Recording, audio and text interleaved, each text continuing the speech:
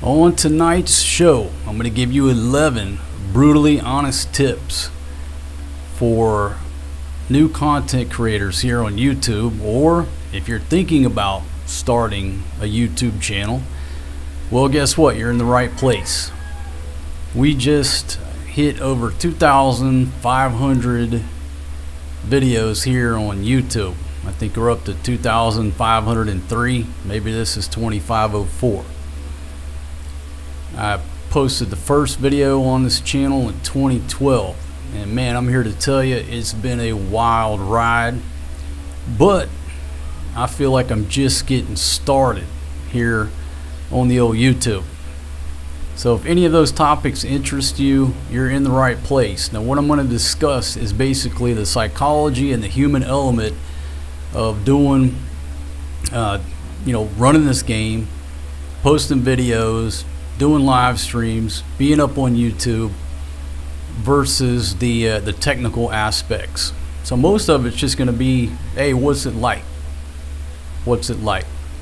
Now, since I'm live, without further ado, step one when you're doing a live stream, and this is not part of the show, but this is, you got to make sure everybody can hear you. Make sure everything is up and running before you get any further into it, or you'll figure out you don't have your microphone turned on and you'll look like a fool, which I've done many times. So let me take a break and slow down. Got the intro out of the way. Let me go to your comments and make sure that everybody can hear me. Let's see. Big shout out to Kenny and Subic. Probably watched at least 2,000. Thank you very much. Coral C checking in. Good morning, Victoria. Dave, how are you?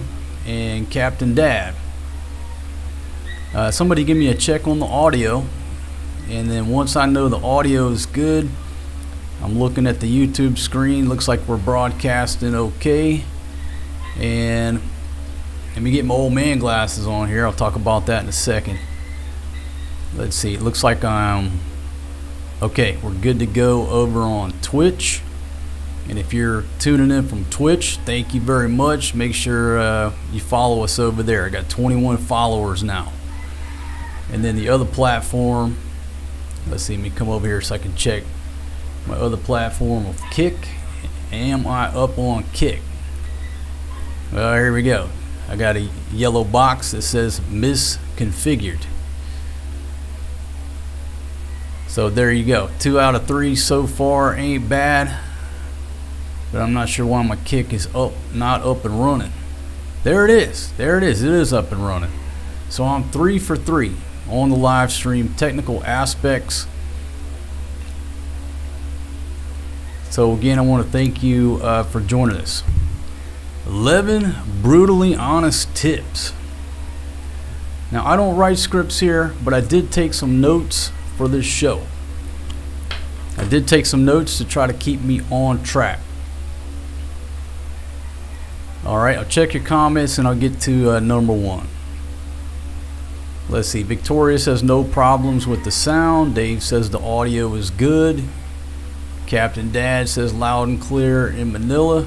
Good morning to Maximus checking in from Chicago. Let's see. Robot Ninja and Chubb Sound. How are you? Everything's going well here in my world. It's a beautiful day, and I'm broadcasting here from the Philippines right now. Alright, so let's get into it. You're thinking about starting a YouTube channel, or you just started a YouTube channel and you have no idea what to expect. Well, that's what we all go through. Point number 1. YouTube is a marathon. It's not a sprint. It's not a get rich quick scheme or a get rich quick, get some extra money to pay my bills overnight scheme. It doesn't work like that. Okay, it's you have to be in it for the long term. It's a marathon. Now think about this. Does any business become profitable on day 1, or even year 1, or year 2? It takes a while. Now, with that said, are there people that come onto this scene and immediately take off and immediately get monetized, start making money, and do well? Yes, there are, but they are the anomaly. For every person that you see who does that, there's probably millions who fall into this other category. Now look, I just checked with Professor Google, and the only people who know these exact stats are YouTube, but anywhere from 90 to 99% of YouTube channels fail. But so do restaurants. 90% of restaurants are going to fail within like the first 2 to 3 years. Now there's a difference, and the word failure is very subjective. A restaurant fails because they don't have enough income, they don't have enough capital to pay employees, to pay suppliers, to pay the rent. They're forced to close down. That's how the failure model works right there. But what does it mean really to fail here when you're posting videos on this platform? And I think what failure is here is quitting. You quit. It's not because you don't have enough money to pay your internet bill. I mean, how much overhead do you have in this game? Okay, you got to have a little bit of technical equipment. But, you know, these days you can run a YouTube channel basically off of your phone. You got to have internet. Well, if you ain't got enough money to pay internet, I don't know if I can help you there. But there's a huge difference in the overhead of running a regular business versus posting videos on one of these channels. So if you fail, it's probably because you quit. And maybe you quit too soon. You quit too soon. So failure in the YouTube game is very subjective. But I think that the 99% who do fail is because they quit. People have the perception, I'm going to fire up a YouTube channel, I'm going to get a paycheck in a week or two, help pay my bills, and it's a side hustle or what have you. Okay, here's the reality. Again, the stats, 90 to 99% fail. That's coming from Professor Google. We just say the majority are going to fail because you're going to be, if you first start your channel, this is what I call staring at zeros. When you start your YouTube channel, at least in my experience, you are going to stare at zeros for days, weeks, months, years. You're going to stare at zeros. I call it staring at zeros. I don't know if somebody else has talked about that.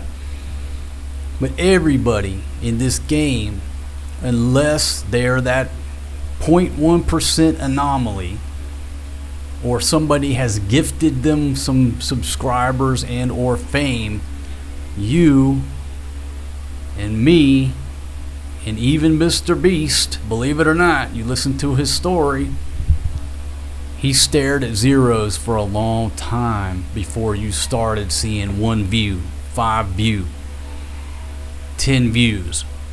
And you start to see a little bit of views, you get 2 or 3 comments, and you get that month where you made like 32 cents and you are on top of the world over that 32 cents because guess what? For months or years you've been staring at zeros. And most people quit. Most people quit because they put so much effort and so much energy into this game, and they're just not prepared to stare at zeros. Okay? You put all this work in, all this effort, and you see that zero and you just get beat down. Just psychological, you hit publish, you look at all this, it's the thrill of victory, putting together this cinematic, which is a bullshit word, but it's a big word that sells products. Cinematic video your cinematic short film. All this money went out, you bought an FX3, you're shooting in 24 frames per second, and you put all this effort into editing, and you're staring at zeros. It's the agony of defeat. You know what I mean? And so most people can only take that beat down so many times before they naturally give up and quit.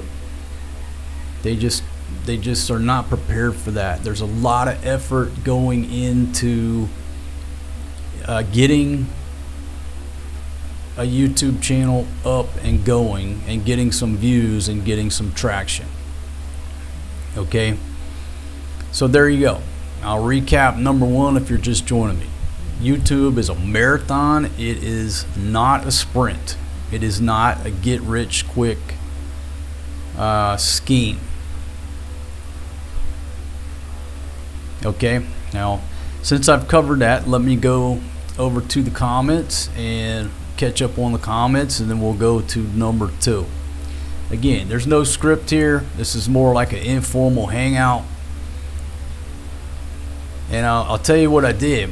You know how I usually dress, right? My normal attire. But I said, there's probably going to be a lot of younger folks that watch this video at some point. And I said, you know what? Let me dress down a little bit. So I'm rocking a hoodie.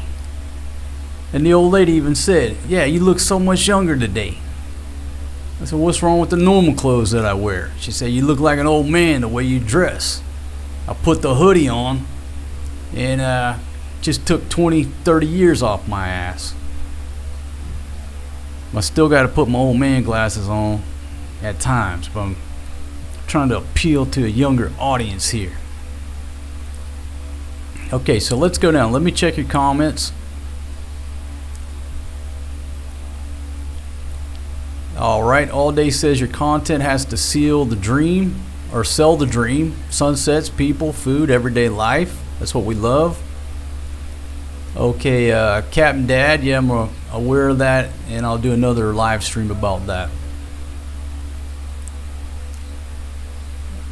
Let's see. Your channel, your rules. My ex and I have a channel with 700,000 subs. Still take care of it together. People love food reviews. All right, thank you very much, my friend. See Daily checking in from Foley, Alabama. Thank you very much. Let's see, Paulie.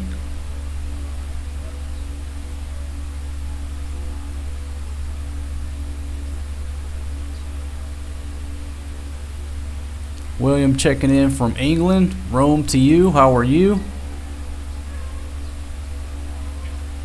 And Scott P. All right, brings up a good point there. And you're actually hitting on one of the points coming up. So again, folks, thank y'all very much for tuning in. Let me just check how many folks I got here on the old YouTube. All right, 56 folks tuning in.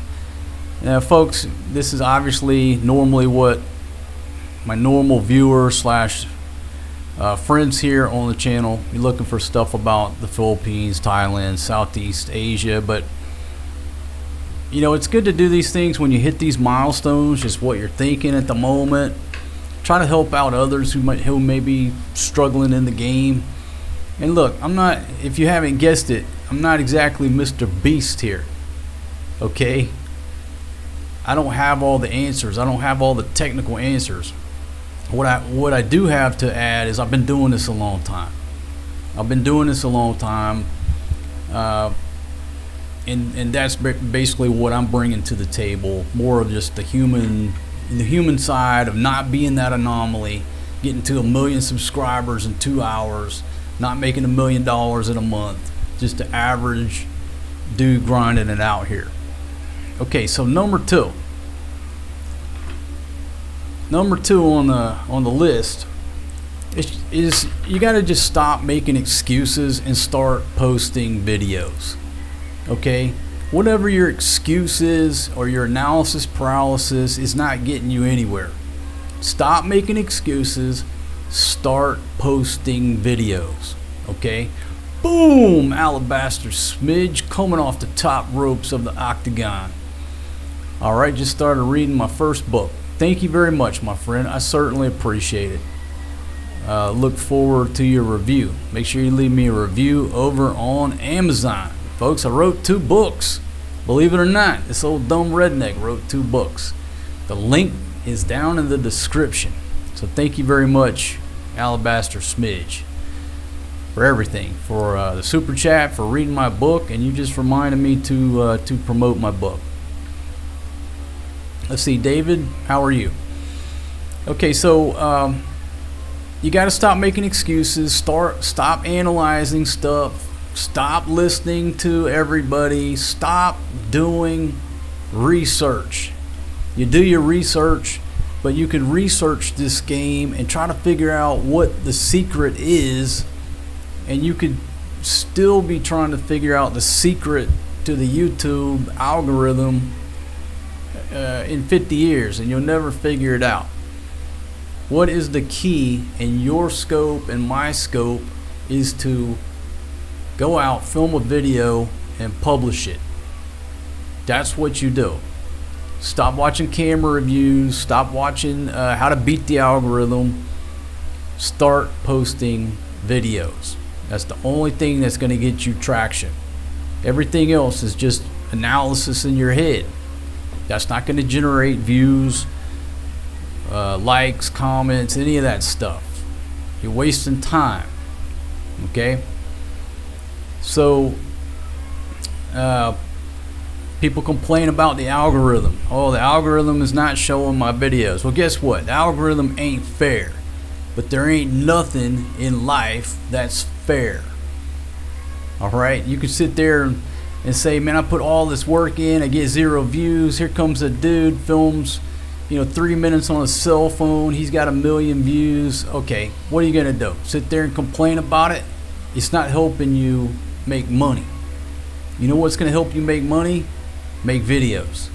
It's that simple. So is it fair? Can it be biased? Can it be tweaked? Of course, it's a computer program. Whatever the Google squirrel's input is what it's gonna output. Garbage in, garbage out. We can sit here and try to figure this out all day long, but by the time we have an hour or 2 conversation about how the algorithm sucks, I could have generated a video. You see how that works? So it's brutal. It can be biased. It can be tweaked.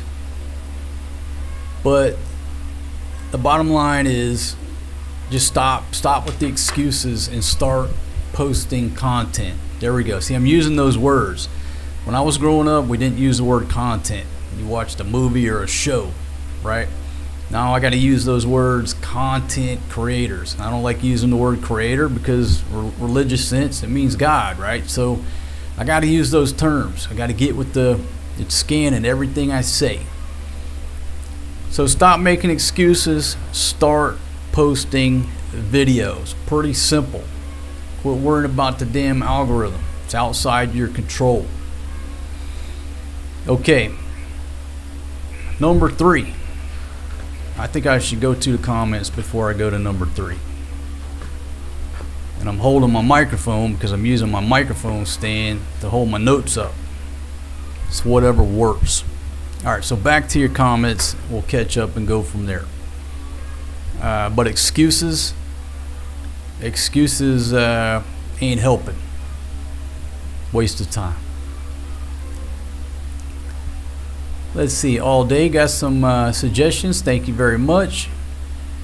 Thriving Life. Remember when you only had 10,000 subs? It was probably a year or so before Fatima was pregnant with Forrest.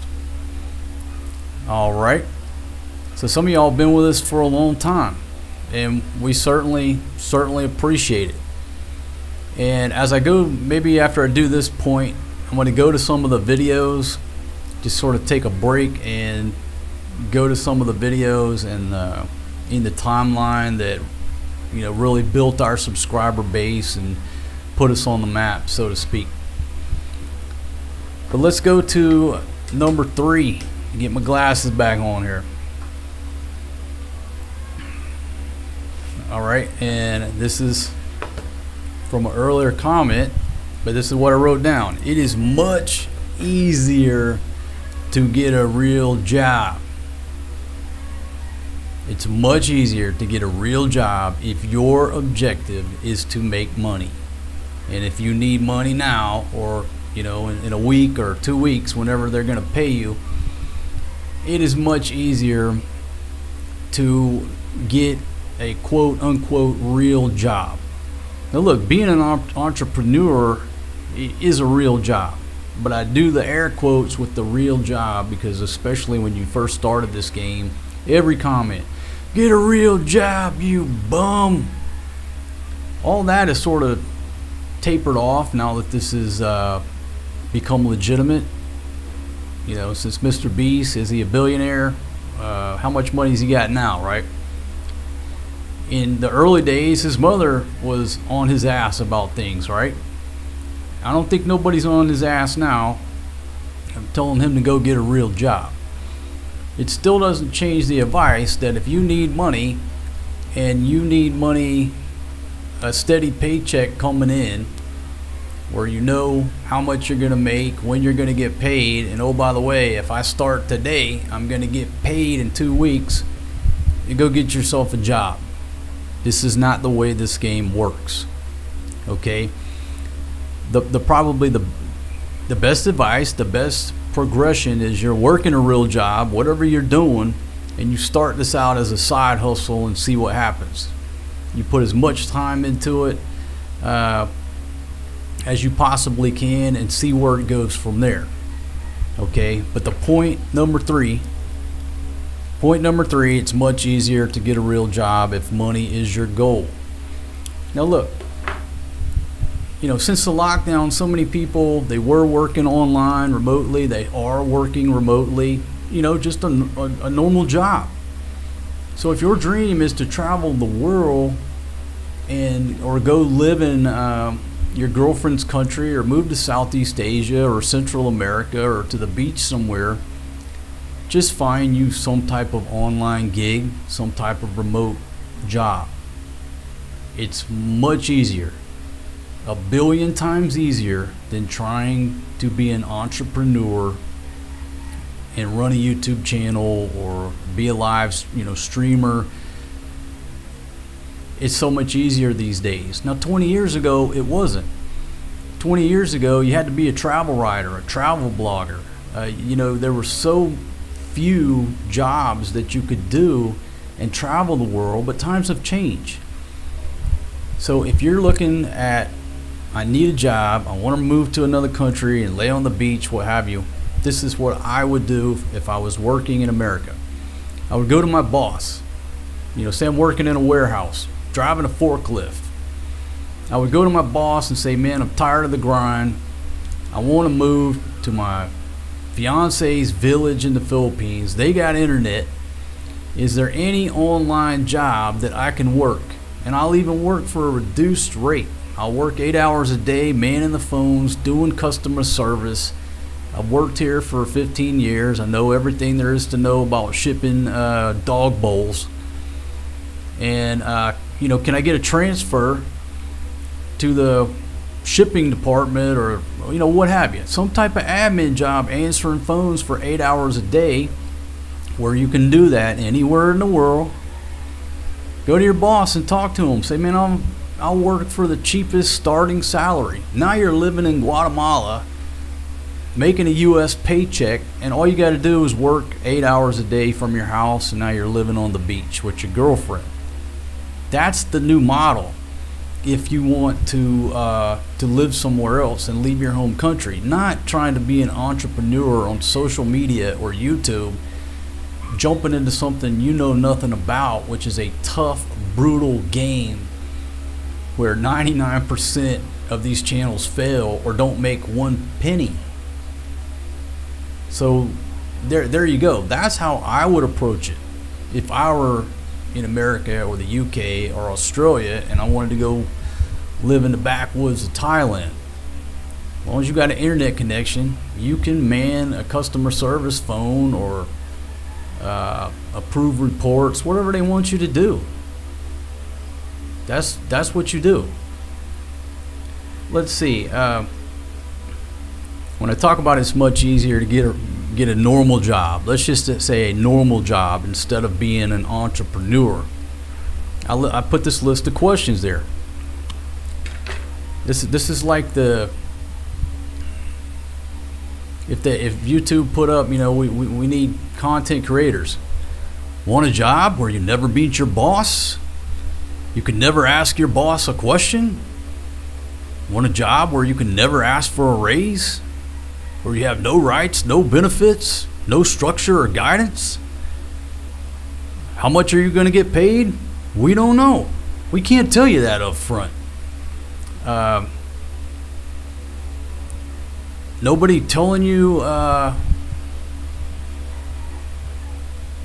you see what I mean? There's so many unknowns about running this game, questions you may have, that you can't call your boss up, the source, and ask them the question. It's very ambiguous. You have to go watch videos that YouTube puts out or read their guidance and interpret that. So if you're confused, you can't just go to your boss and knock on the door and say, hey boss, what did you mean about this? Can I do this or not? There's a lot of uncertainty. And if you're not able to handle that uncertainty and guide yourself and self-motivate, it ain't for you. All right? It can be frustrating at times.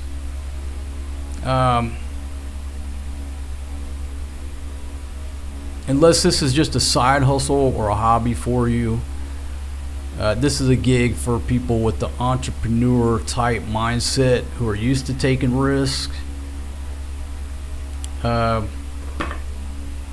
If you're not willing to deal with all those uncertainties, then this isn't the game for you. Either you do it as a hobby or a side hustle, hey, you're fine. All right? And that pretty much covers point number 3. It's much easier to get a normal job.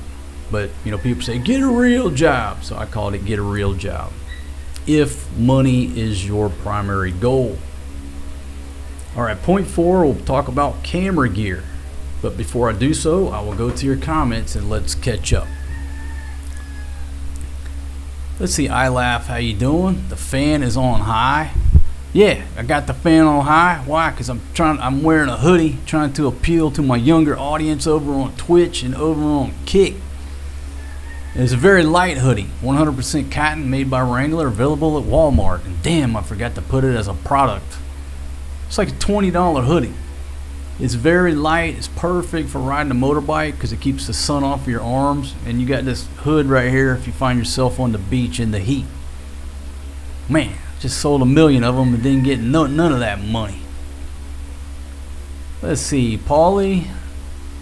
Let's see, Victoria. Thank you very much for sitting through the ads. We certainly appreciate it. Todd, how are you?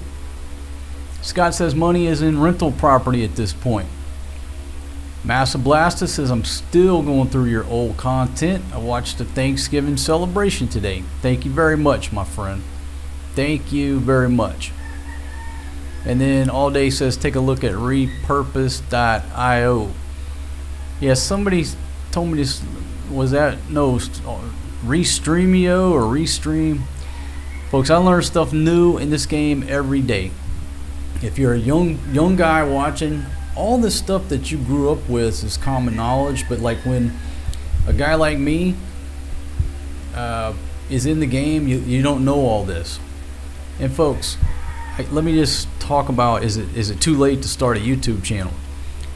You got folks in their 60s and 70s talking to a cell phone, and they're posting better numbers than me after being in this game since 2012. If you're an older dude right now, it just, in my opinion, it seems like the algorithm is pushing older folks. If you're retired, sitting at home on Social Security, start talking to your cell phone and talk about retirement, talk about Social Security. Big topics right now, posting big numbers. And the other thing, it seems that they're pushing right now, and for good reason, they're pushing younger folks, new channels. Why? Because at some point, the older channels, are going to go away. They're going to fade away. We're going to get old.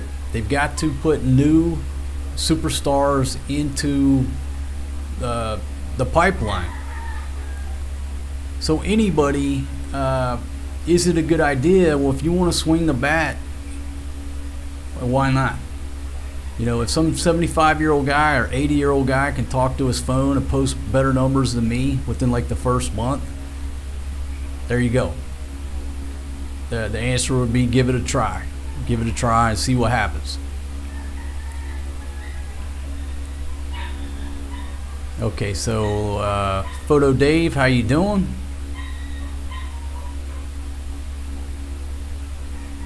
All right, Mike says my wife works full-time as a content creator for clients in the US, UK, and Australia.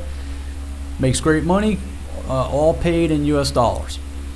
So look, thank you for bringing that up.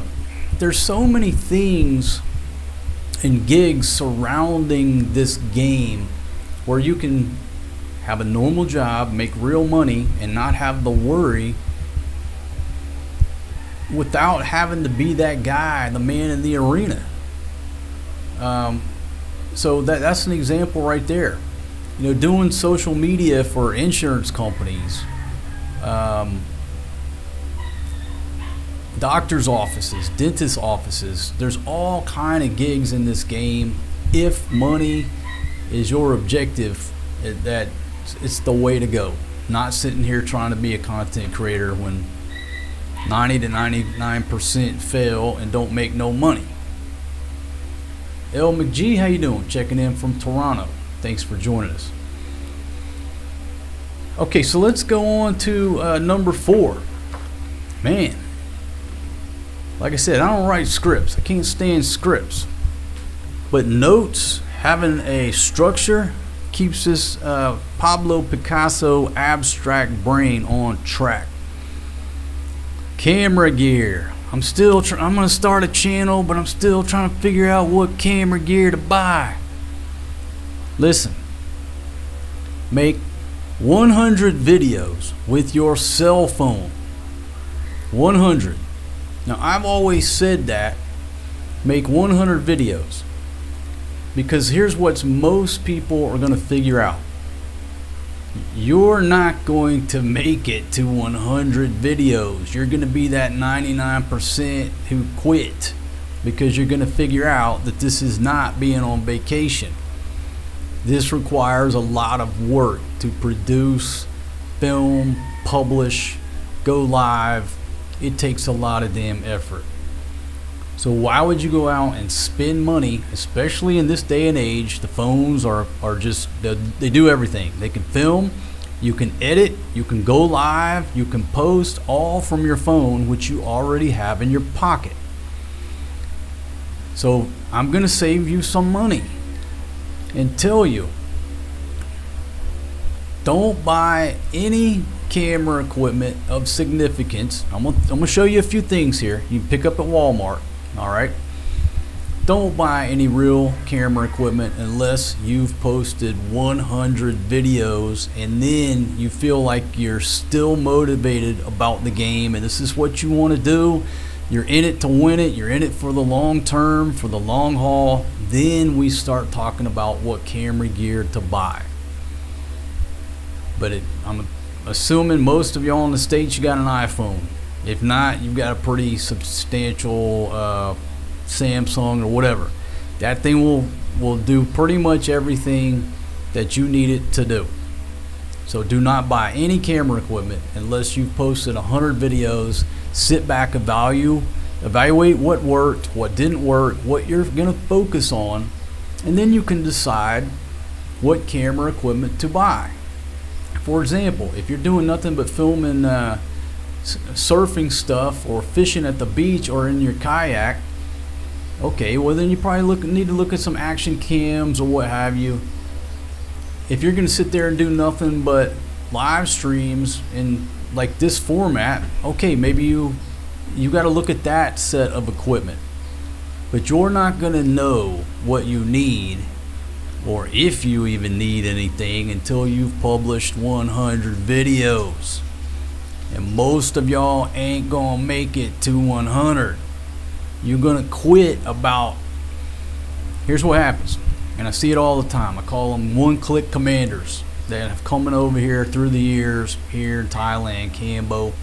They come over here thinking they're gonna make $1 million on YouTube. Man, they're posting videos every 2-3 days, going live. They're gonna take over the world, sitting on their bar stool on Walking Street or Pub Street, wherever they're at.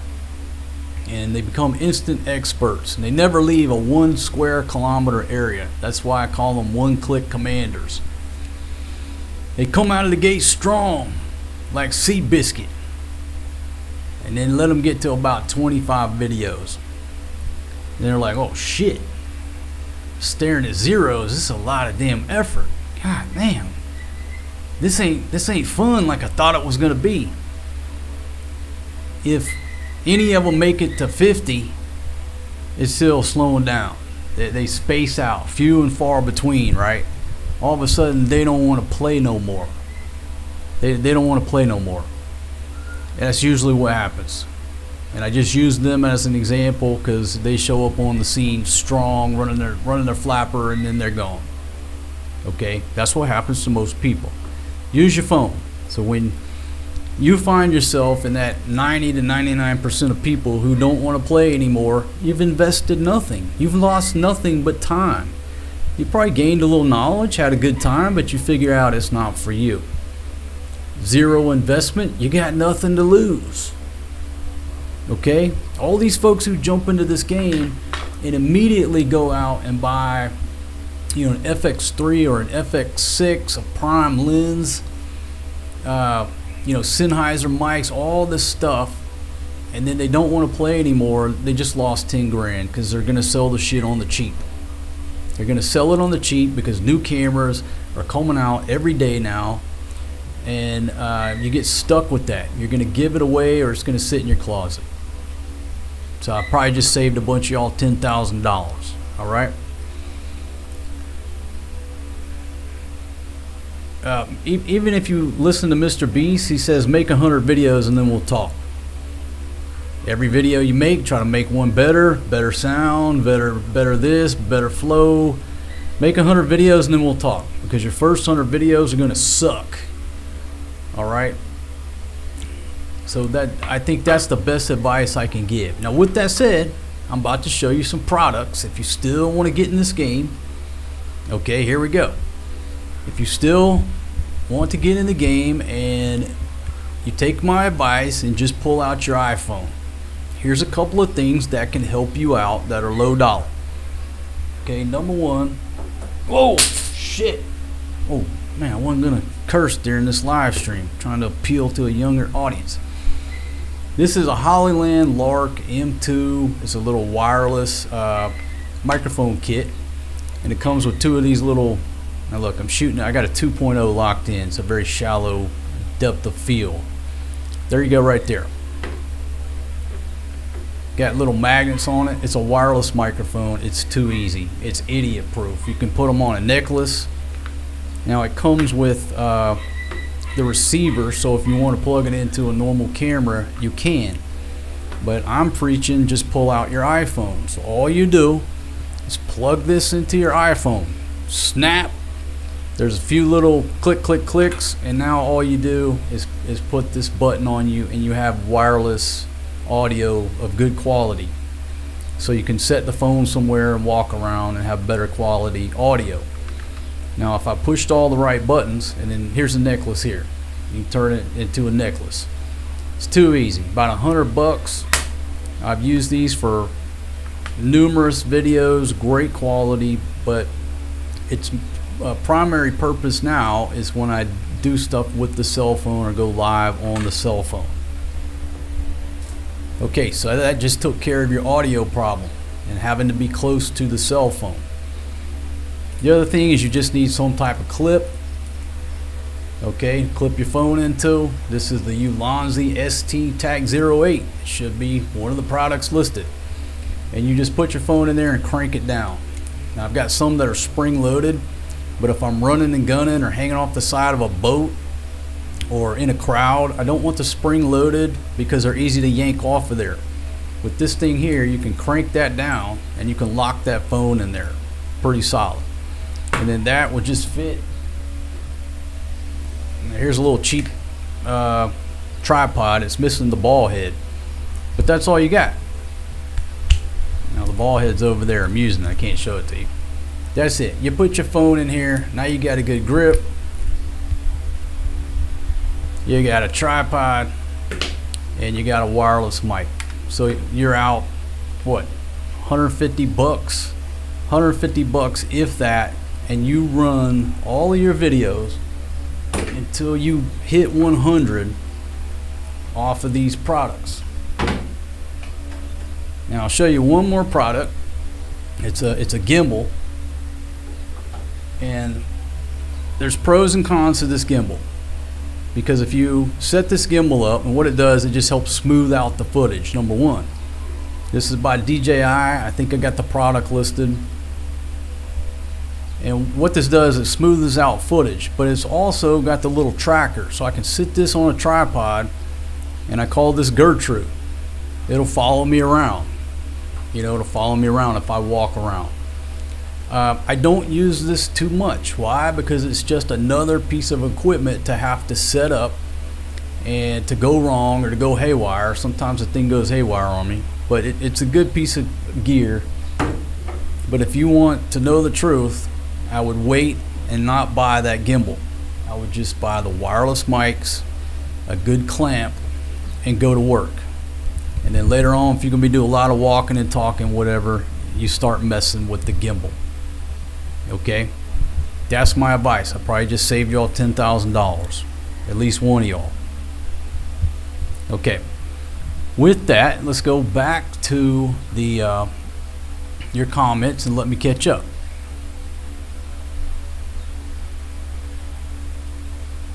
Let's see. I Laugh says, you will never see me making videos for people to laugh at and critique. When the government starts rounding up people, podcasters will be the first ones they get for influencing behavior. Okay, let's go on down. Mac, how are you? Yeah, it takes a lot of time. It's a lot of time, and I'll talk about that in an upcoming point.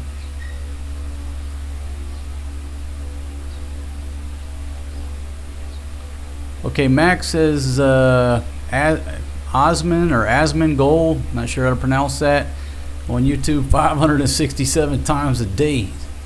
You've been at it for a lot of years, maybe 15 years. Got 15 million in the bank, never leaves the house. What kind of life is that? Well, it's a grind. It's a grind like any other grind. Elon Musk, what's the dude do? He works 20 hours a day or some shit. He's a trillionaire, but what kind of life is that? Would I rather have my life or his life? I'd rather be an old single dad. Let's see, Elmy G, nice topic, nice hoodie. Nice hoodie, yeah. Man, I got a link for that too. I forgot to put it in there. I got 4 colors. I gave one away. $20 at Walmart, 100% cotton, made by Wrangler.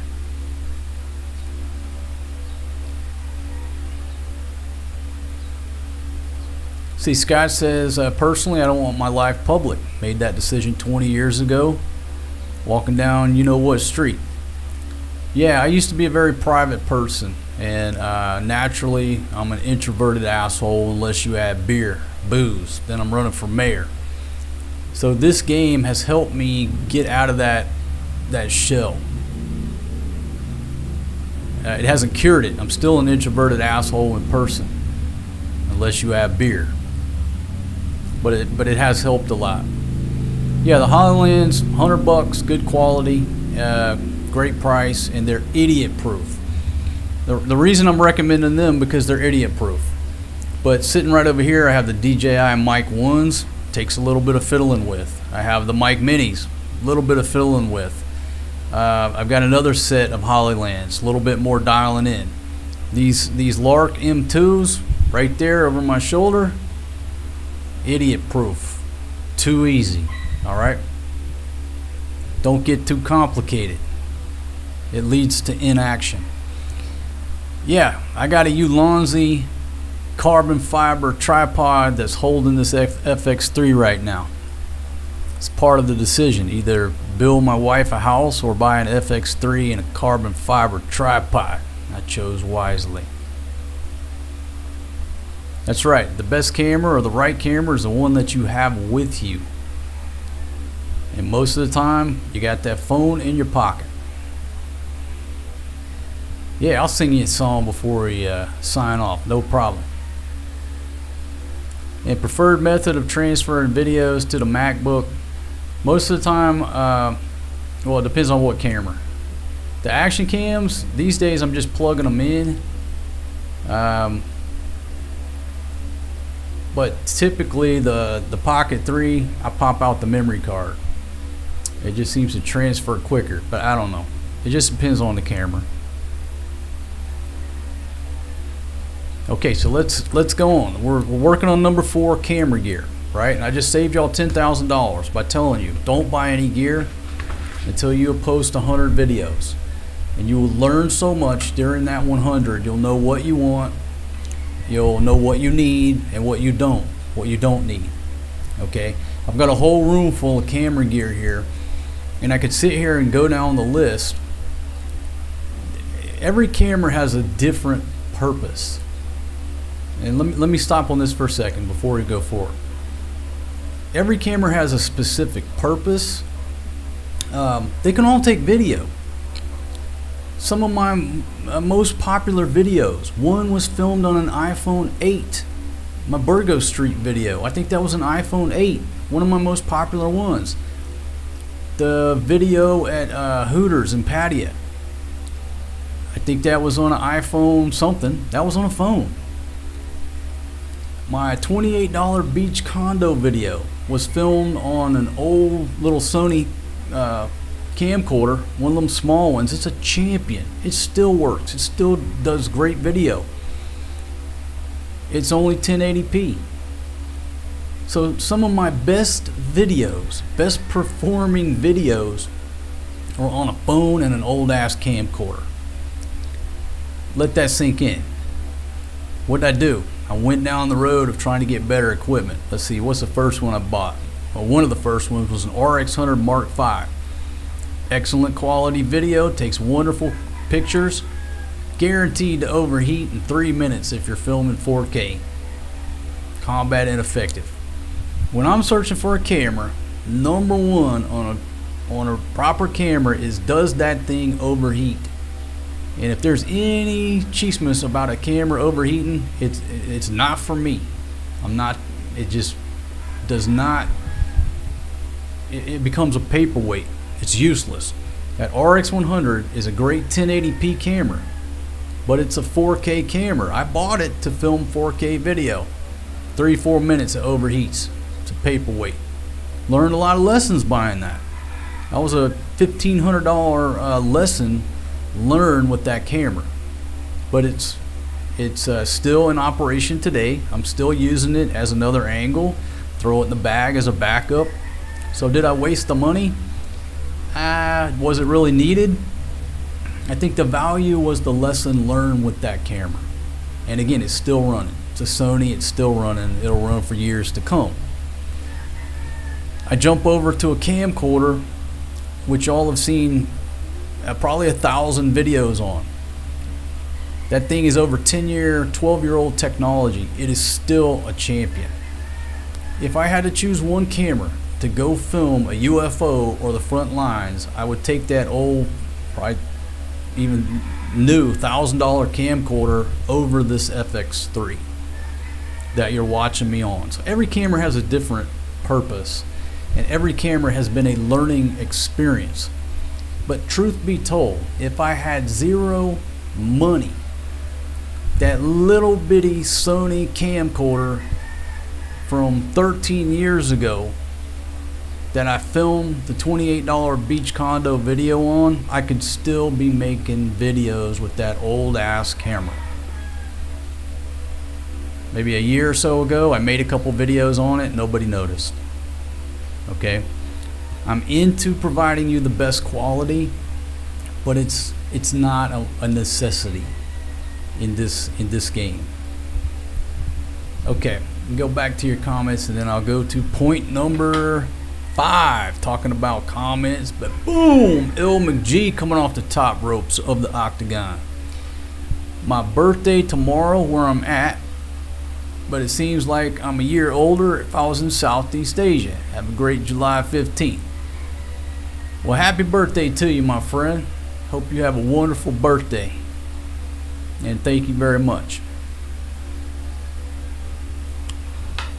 Well, I laugh your comment. This camera that you're staring at me on, Sony FX3, they filmed that movie The Creator on this camera.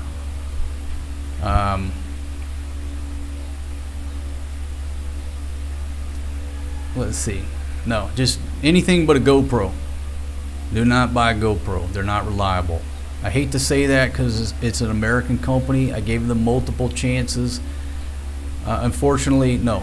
You cannot buy a GoPro, get a DJI. I hate to say it. It's a Chinese company. But you know what? Those are the tools to make you money, and they're reliable.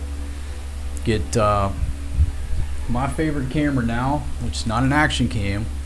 This is the DJI Osmo Pocket 3. They come out with the 4, and they got that Luma new version, but this thing is a champion.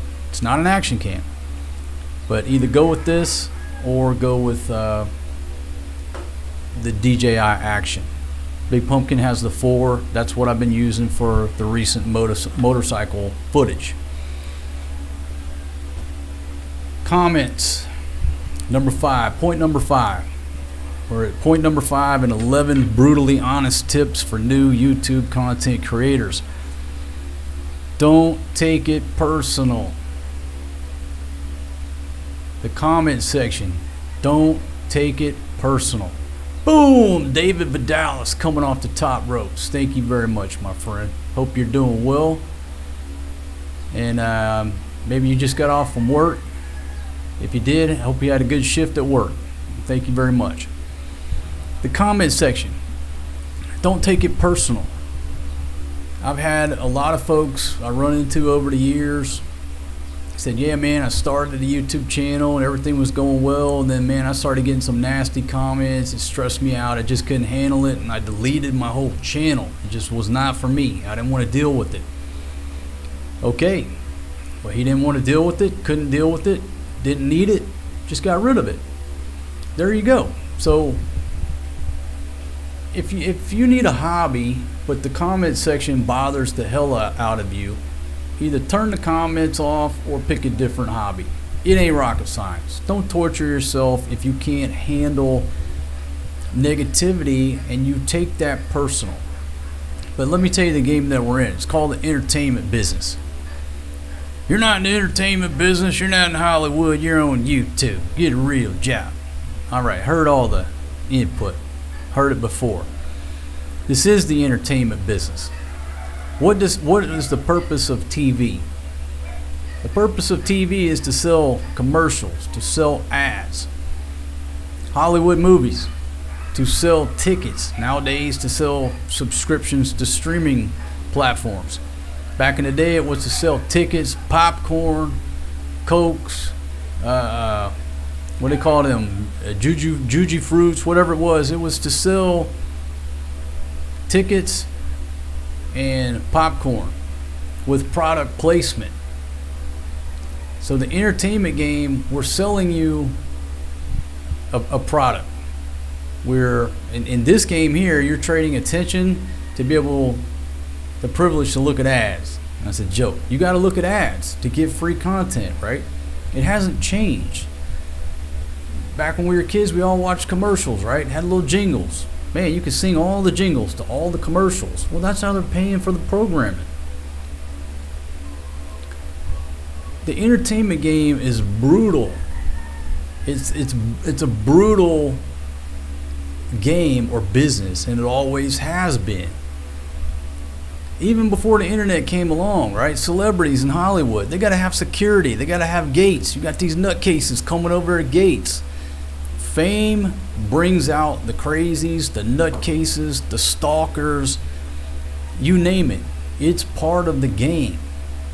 You're going to attract those types of individuals the more famous you get. This isn't new to the internet. I mean, movie stars have dealt with this from the beginning of time. But now if you fire up a YouTube channel, be prepared for the negativity. That's part of this game. If you're not prepared to deal with it, if you're going to let it affect your blood pressure, then maybe this isn't the game for you. Just being brutally honest. Or you can turn your comments off if you want. But the comment section, at least here in my experience on my channel, a lot of people come here just to read the comments. So it's really not something you want to do. Everybody deals with the comments and negativity and trolls and haters in different ways. Some people go in there and snipe them every time they pop up, but it's just like whack-a-mole. You know, one pops up, two more shows up, you keep getting rid of them. I have a different model. I choose to embrace the insanity and convert it into revenue. My Handsome Donkey shows, world famous now. They would not have ever been a concept if I had only positive comments. Everybody asks me every day, when's there going to be a next Handsome Donkey show? I don't have enough nutcases here these days to even run a full show. I just have onesies and twosies. Back in the day, I had a lot of nutcases, right? I decided to turn them into a show, and I think word got around that, holy shit, this guy's going to hit me back, and now I can't just run in there and delete my comments. Once I memorialize it on a video, only me and YouTube can take down your comment. People don't like that, because what I figured out is when I would start hitting back, a lot of these folks go in there and delete all their nastiness. They run for the hills. So my Handsome Donkey show, putting people out there has actually cut down on most of my donkeys. I don't have enough to do a show, and people aren't as nasty as they used to be. Yeah, the nutcases are on the decline. Word's out. You say something, you hit this dude in the face, metaphorically speaking, no violence here. If you hit me in the face, I'm gonna slap you back. I'm gonna give you your 2 minutes of fame in the spotlight. And the problem with that is you can't go in there and delete that comment, Big Pimpin', once it's up on my screen. Now I control your statements. You put it out there, I'll put it on a video, you can't delete it. And that's what a lot of people do. And a lot of these folks, I've found out through the years, their positions in society, it's just comical when you find out who they are. They're like really pillars of the community by day, and at night, once they hit that booze, sitting on the shitter, they're just blasting away trying to hurt people's feelings. The point is, do not take the comment section personal if you're in it for the long haul. Okay, you need everybody. You need people who love you, people who are indifferent, and people who hate you. The only people I ban here are the people who start attacking others in the chat and just won't give up because maybe they're a bot. They're bothering my normal viewers with nothing constructive, and they just started an account yesterday. Those are the ones I prune out because maybe they're bots or what have you. To the point of death threats. Okay, we've received death threats here, stalkers, you name it. Is no different than the folks over in Hollywood. The more fame you get, the more it brings them out. So again, if you can't deal with it or look at it from a business standpoint that I need these people, it's part of the game, it's part of the tabloid aspect of being famous, well, maybe it's not for you. But I can tell you this, people can, they do, they have, and they will send me the most nastiest comments or messages in the world trying to hurt my feelings. And they'll go after you personally. They'll try to cut you deep. Talk about my old lady, talk about my son, talk about my daughter, everything. They're going to try to get a tear rolling down your cheek. I welcome it. I embrace it. I monetize it. That's my model. Other people just delete them. But you got to be prepared for it, or this ain't the game for you. Number 6. We're number 6 of 11 brutally honest tips for new content creators here on YouTube. There are highs and lows to doing this, like any other thing you do in life. There are highs and lows, peaks and valleys, victories and defeats. When you start going up like this, don't think that you're going to keep going and keep going and keep going.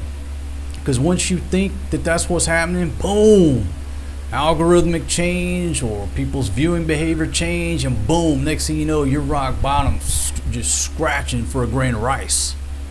There are highs and lows. And I think this will also add to people quitting. They're doing well, all of a sudden, boom, take this huge thing, and they're staring at zeros again, and or low numbers. They can't figure this shit out, and they don't stay in the game long enough to ride out that valley. There's going to be peaks. There's going to be like this. There's going to be like this. There's going to be like this. It's life, just like any other aspect of life. Highs and lows, storms and sunny skies, and you have to be able mentally to ride out the storm and stay in the game. And I think this is the motivation. How do you know that next video you publish is not going to go viral and get you 10 million views and 1 million subscribers? A lot of these channels, they can show you, I can show you here, what sort of put us on the map. It was just a handful of videos that just boom, big jump in views. YouTube is pushing it for whatever reason. Big jump in subscribers. Then you plateau. You get another video to bang. Boom, big jumps. So if you quit, you're cheating yourself into not knowing if that next video was the one that was going to put me on the map. Does that make sense? You're never going to know if you quit. Andy, how you doing? Romer Saw, how are you? That's right. When there are no good or bad comments, then you worry. That's exactly right. The worst thing that a person can do to you in this game is not watch and not comment. So every troll that you run off because they say something negative about me or the video, that's one less person watching. You don't want to do that unless they're like really being nasty or threatening to others. That's how I look at it. Again, highs and lows. Don't think that great months will automatically become the norm.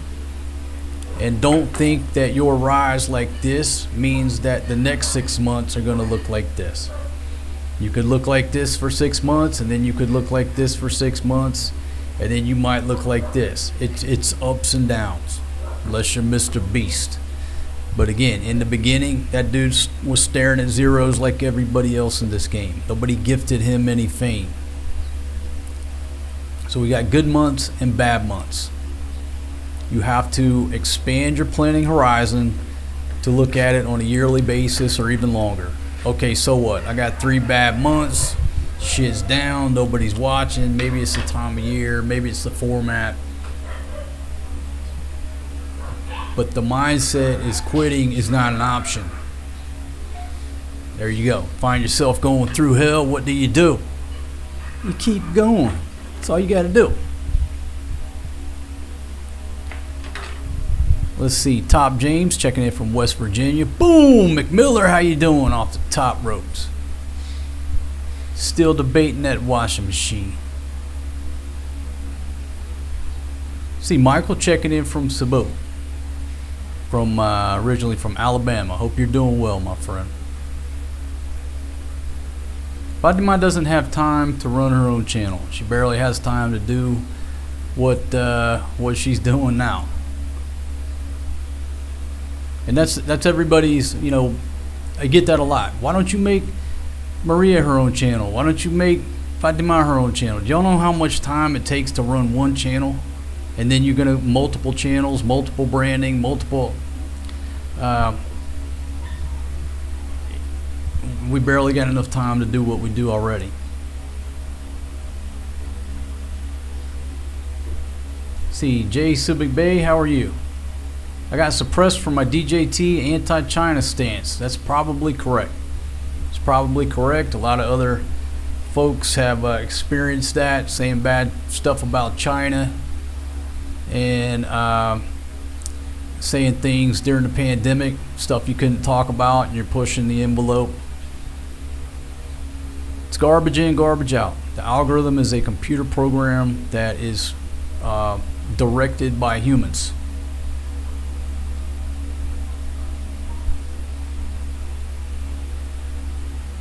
Yeah, it's a lot of work. Kuya Steve, how you doing? Checking in from Outback, Australia. Hope you're doing well, my friend. Okay, so moving right along, let's go to. Oh, you know what? This would be a good chance. We're in the middle of the tips, and I will just go over here. I gotta get my old man glasses back on, and just talk about a couple videos. Okay, that's the oldest video on my channel right there. That's why I started this channel. I didn't start this channel because I planned on running YouTube, although I've been making videos since the 80s. I've always loved to make films, videos, what have you. I initially started this channel because I wrote that book right there. That's my first book. My first book, link is down in the description. That's the first video on this channel. And the purpose was, I'm not going to keep it up there too long. It's got those keywords in it. AI be scanning me. I wrote a book, and I said, what do I do now? My buddy said, you got to promote the book. I said, how do I do that? He said, I don't know. Why don't you make a book trailer? I said, what the hell is that? And I know a movie trailer. Never heard of a book trailer. I said, yeah, man, you make like a movie trailer, but it's about the book. So I jammed up that little video, started the YouTube channel, and boom. That video was just part of my marketing for my book. And then through sort of doing it as a hobby and then just getting into it, here we are. So that was my first video on the channel. And a lot of people who are successful in this game, their initial purpose for starting a YouTube channel isn't what they're doing today. You go back to a lot of these successful guys, they were just posting videos of themselves playing video games back in the day. And it just morphed and morphed and morphed into whatever their niche is, right? Let's see. Top James says, I don't want my life on YouTube. Yeah, that was my opinion. And that's been my opinion most of my life.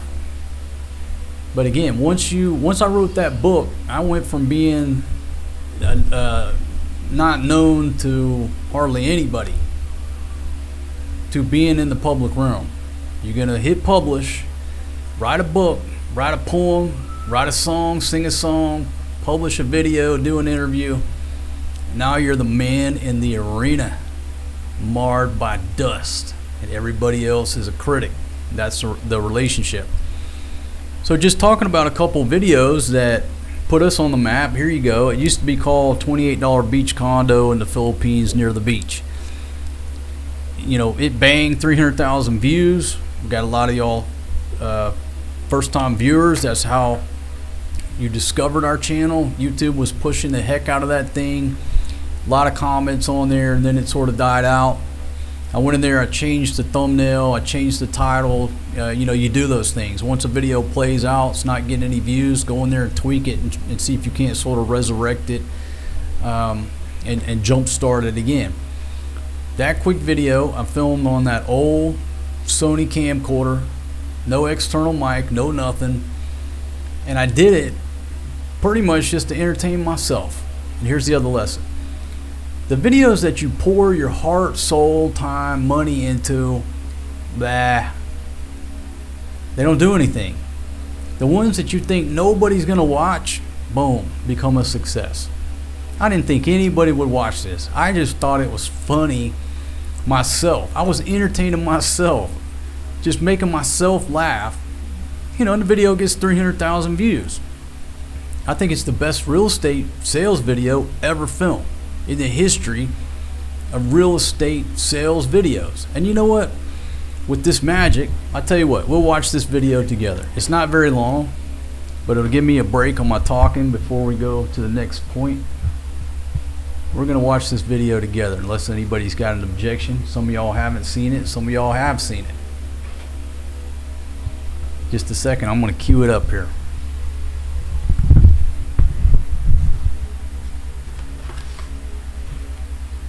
Get my headphones on so I don't blast out your ears.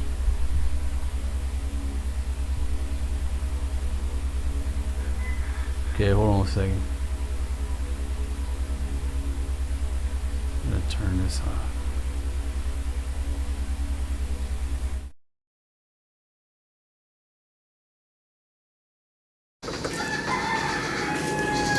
Oh hey my friends, how are you?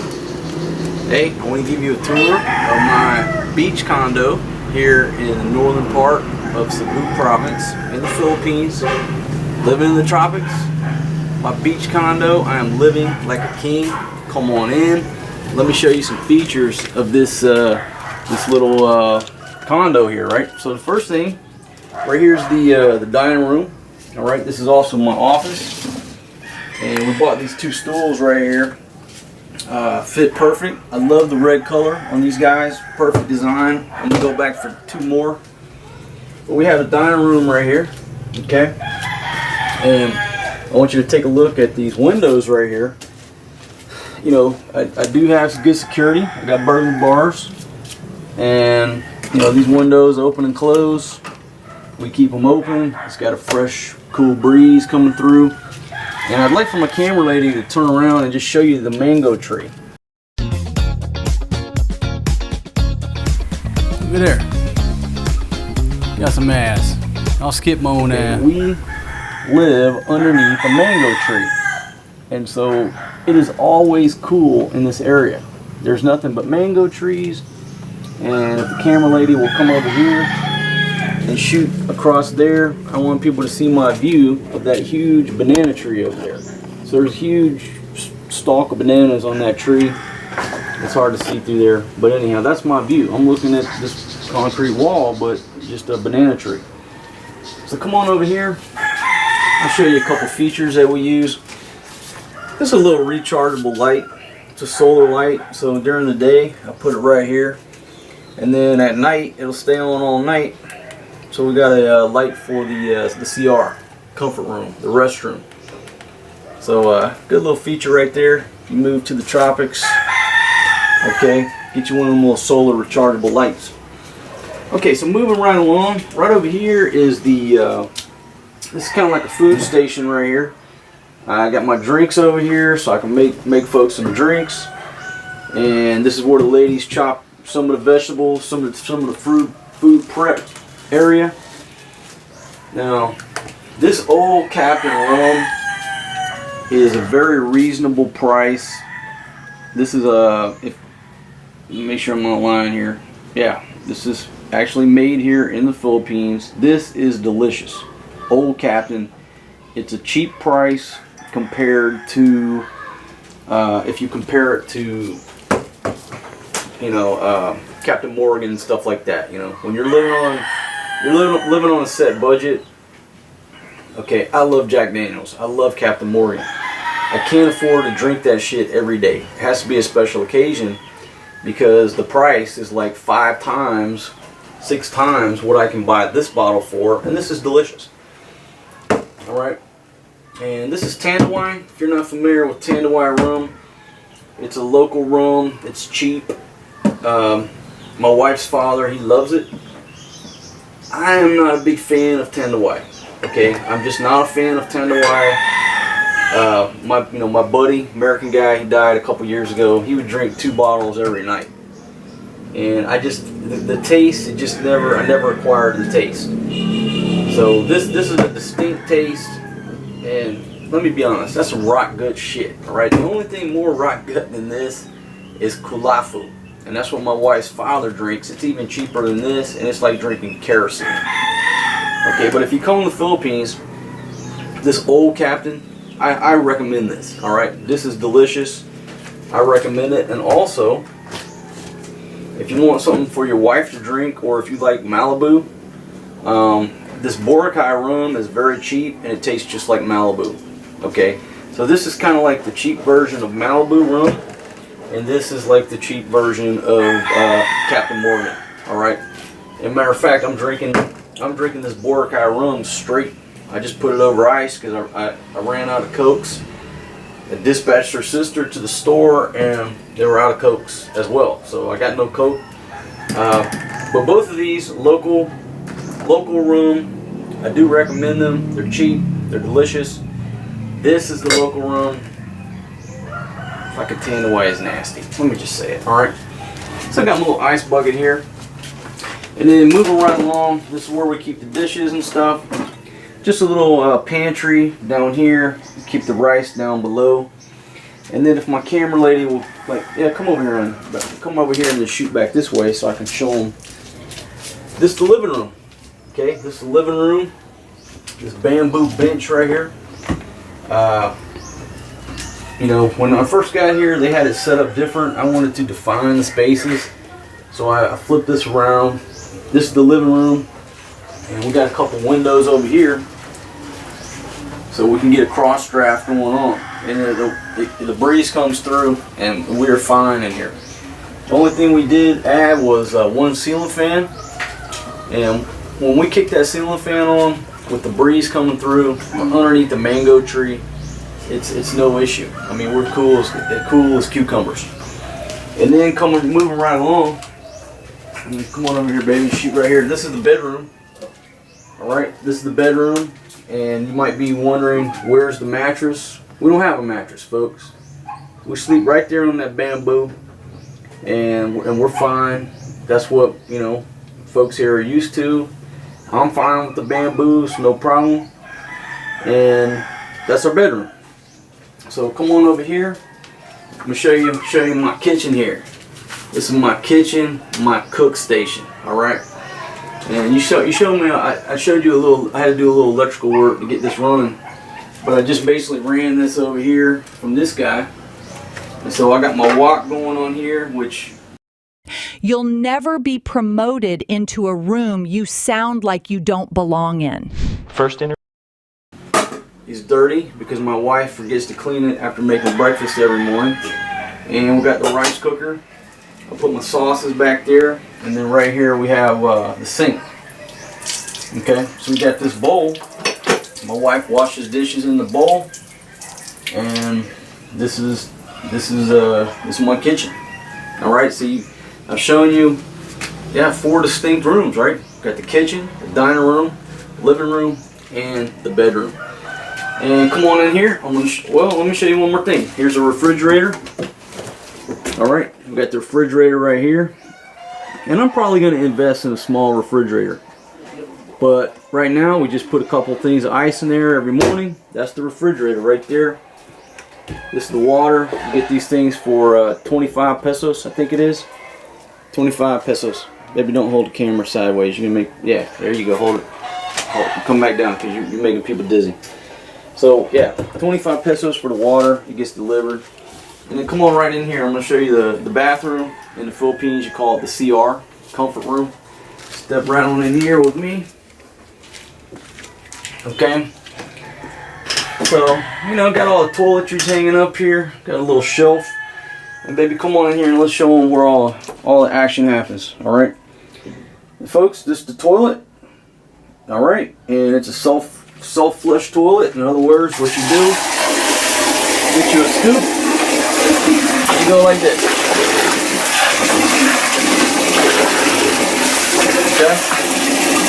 And that's how you flush the toilet. There's a drain over there in the floor.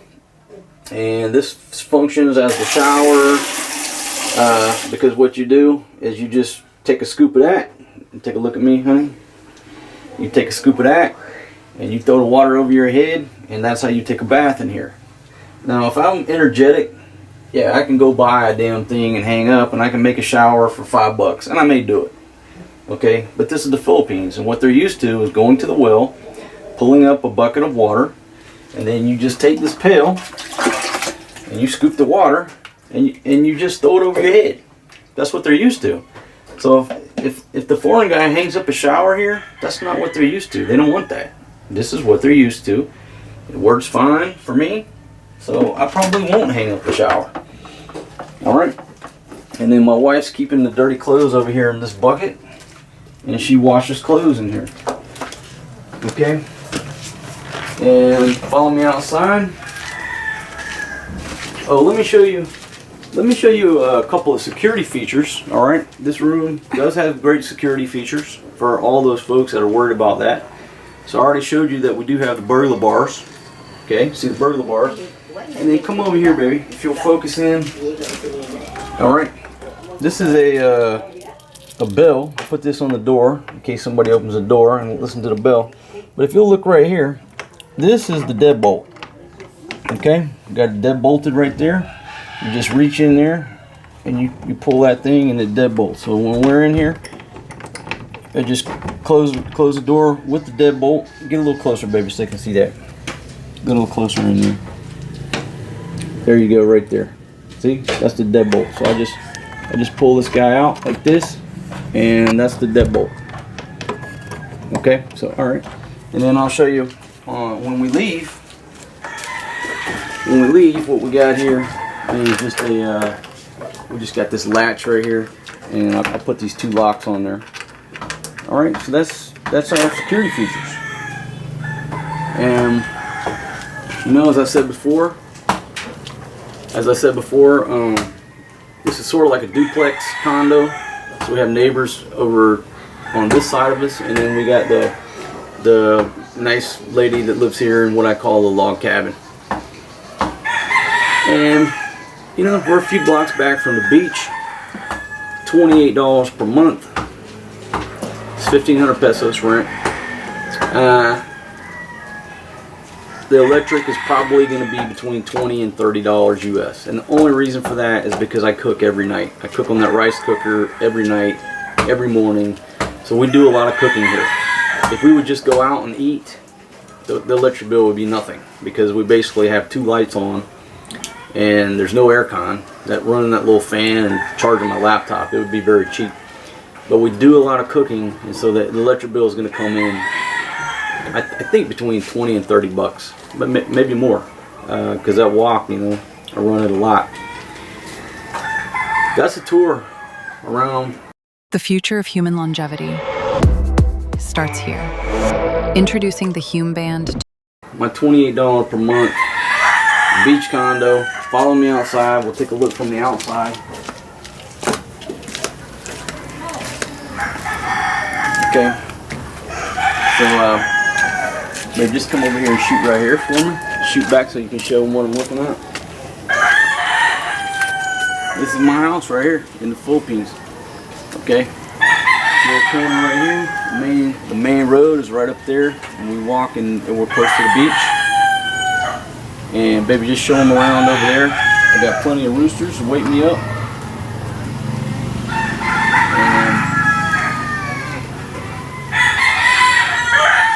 And again, got this beautiful mango tree. Got a mango tree, and honey, shoot these bananas over here. And we got this huge banana tree, banana plant. See them bananas up there? I'm trying to figure out how I can get over there and steal them bananas. Okay. Oh, right here we dry the clothes right here on this. My wife would just put the clothes on this little fence right here. And we do have a porch light as well. So we've got a porch light when we leave the porch light on. But come on, let's be honest. I'm not worried about security. That's just a joke, right? This is where I live. When I'm in the Philippines, this is my house, and I love it. So I hope you enjoy this tour of my little $28 per month beach condo in the Philippines. If you're not a subscriber, bottom right hand corner, hit that subscribe button, and you get more content like this. I do a lot of cooking, a lot of drinking. This channel's about what? It's about food, beer, visas. Thanks for joining me.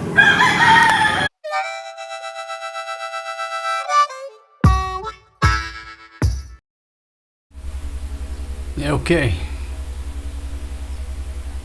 So that video, hold on. I can't sit there and listen. I can't sit there and listen to myself in the headphones. It makes you like delay. Anyhow, that video was in 2018. So was that 6 years ago? With a camera that was from what, 2012? So 4-year-old technology, filmed that video. Still pretty good quality, right? So it just goes back to my point about camera gear. Doesn't matter.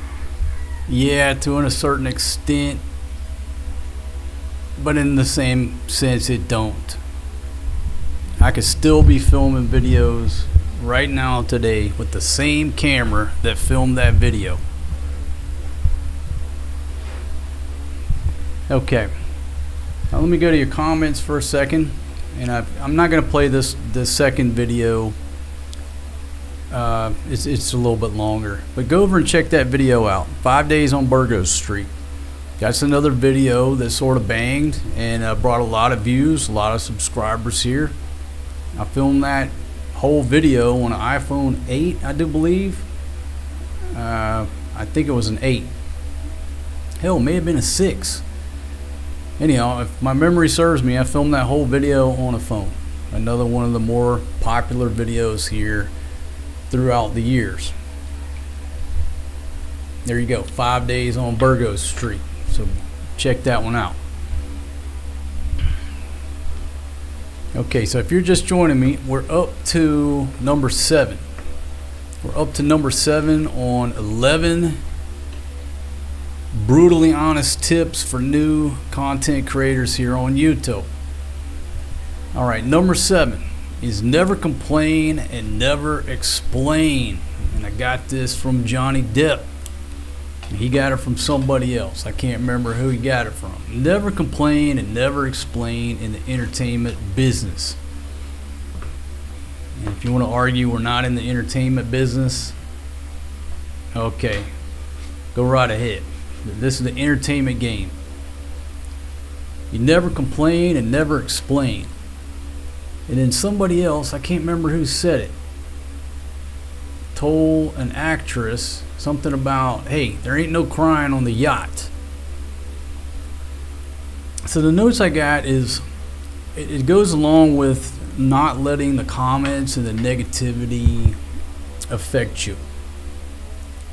False rumors will fly. People will make stuff up about you and the rumors will fly.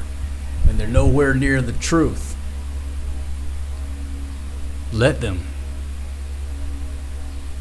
You can't stop people from making stuff up about you.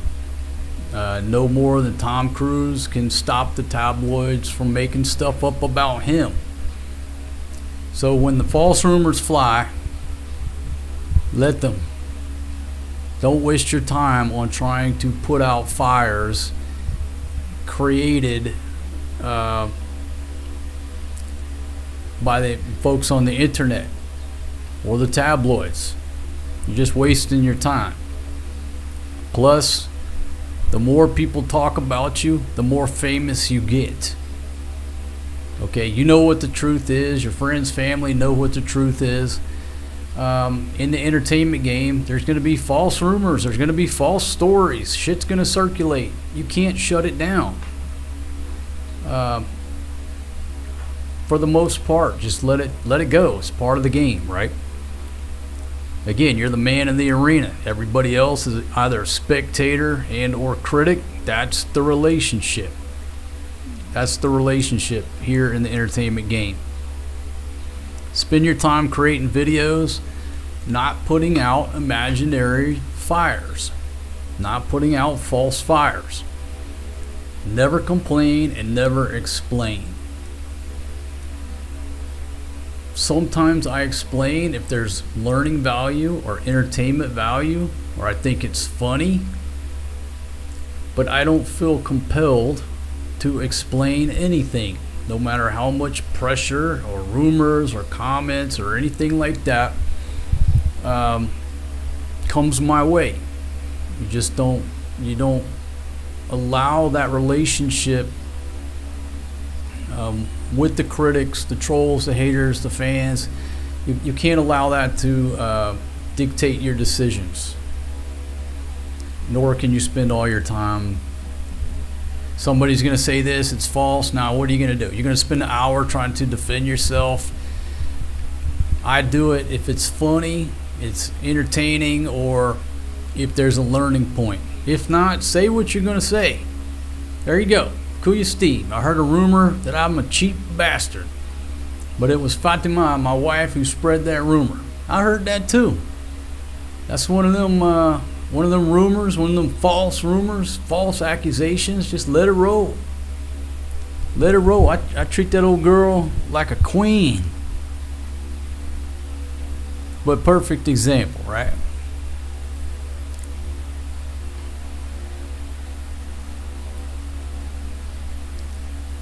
Okay, and Bobby Martin, thank you for joining us. See James, BA, everybody, thank you for joining me here. But continuing on with that point number 7. Let's see, somebody did a video. Well, there's multiple videos have been made about, my show here, me personally, whatever. They say you've really made it when other people start writing articles or doing videos about you. Now, people have done negative videos, people have done false videos. I'm just like celebrating. I'm like, holy crap, people are making videos about me? Man, that's what they say, you made it when other people make videos about you. So somebody did a video, something about my $170 million YouTube empire here. It's a great thumbnail. Put a smile on my face. I mean, every time it pops up and I see it, I just start laughing. I didn't watch the video, I ain't got time. But just looking at that thumbnail, this dude, got I think there's a mansion in the background. I don't know what all, but that's just an example. Somebody did a video detailing my $170 million empire.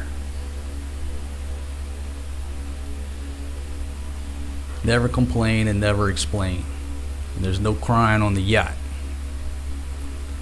Moving right along to number 8. Well, let me just back up. When people create these stories, they create an air of mystery. They create an air of mystery. Now, you're going to have some people who believe it immediately. If somebody writes something down, it has to be true, right? You're going to have those others who are skeptical, and others who know damn well that it's not correct, right? But it creates that air of mystery. So a lot of y'all hit me, man, why don't you explain this, explain that? What if I explained every little detail? There'd be no air of mystery. And so in the entertainment game, to keep people interested, you don't want to explain every little minute detail. It's like you're reading a manual. Who wants to go out and read a manual? Nobody. See, Paulie says he watched the video. Yeah, people, people run these channels where they just pick a random YouTube channel and just guesstimate their stats and put together stuff. That's their niche. Do they know exactly? No, they don't. But that's what they do. And let me just say this, I appreciate everybody who's ever made a video about me, because you're publicizing what I'm doing. You're making me more famous and my show more famous. Thank you very much. And I'll just leave that as a mystery. Is that number right? $170 million YouTube empire? Moving right along. Number 8. There's a balance. You have to balance authenticity versus being a dancing chicken. And I bring up the dancing chicken. you know, back on that movie with George Strait, Pure Country, when him and Earl are sitting around, and basically, you know, he's a famous country music singer, but it's turned into like a scripted show. There's no romance to it anymore. He's just going through the motions, can't see the fans for the lights, just getting burnt out on what his buddy Earl reminded him of a story where they were at a fair and they had this dancing chicken. So they turn the music on, the chicken starts dancing. Well, really, it was just a hot plate. You know, dude behind the scenes is turning on the gas, and the plate is hot. So the chicken looks like he's dancing, but he's not. They're just turning up the heat. So there's a balance you've got to maintain between being 100% authentic versus, you know, being a dancing chicken. In other words, like taking on sponsorships or promoting certain products that you really don't believe in, but you know, you're trying to make money. So it's like a balance of authenticity versus you got to make money and you got to put food on the table. And you can tell when certain people go too far and all they're doing is focusing on money, and then you start to not believe what they say anymore. So I just bring that up because if you're going to stay in the game for a long time, you can't serve up too much bullshit or you're going to lose people. Does that make sense? The only products that I promote, that I've ever promoted, is either mostly something that I have and that I use. Because why not? I have it, I use it, I can promote it and make money. Why would I pick something out of the blue that I don't know shit about, right? Or has nothing to do with me. So if you're in this game for the long haul, I think that's something you got to keep an eye out on. And I remember Anthony Bourdain was talking about early on in his career, he said no a lot. And the example that he gave on that interview, just put this back over, was he was saying, hey, what if say some company came to you, pharmaceutical company, and said, hey, we want you to promote this fucking diarrhea medicine, right? Would you want to be that guy, the face of that medication, even if they gave you $10 million? Everywhere you walked around, they'd be, oh, hey, there's the I would say no to that as well, because in the long run, I don't want to have the perception that Ned Beatty has. If I say the word Ned Beatty, a lot of us in my generation, you flash back to that movie Deliverance, squeal like a pig, boy. Don't want that. I would turn down that role. Ned Beatty took the role, he had an acting career. But if I were trying to be an actor and somebody offered me that role and I read the script, I'd be like, nope. I'd rather be a nobody and not make it than to have that lifelong mental connection. For anybody who's ever watched the movie Deliverance and you say the word Ned Beatty, you flash back to that scene like just traumatic watching it, right? So I just sort of bring that up. You got to sell products, you got to promote products, you got to do brand deals, sponsorships, all that stuff. But if you don't maintain a balance, you're just going to look like one big infomercial. Okay, so there you go. I did promote some products here. Number one, I'm helping you out. I was helping you save money. And this is my own products. I use this stuff with the microphones every time I'm filming with the cell phone. And they're easy to use. So it's just something to think about.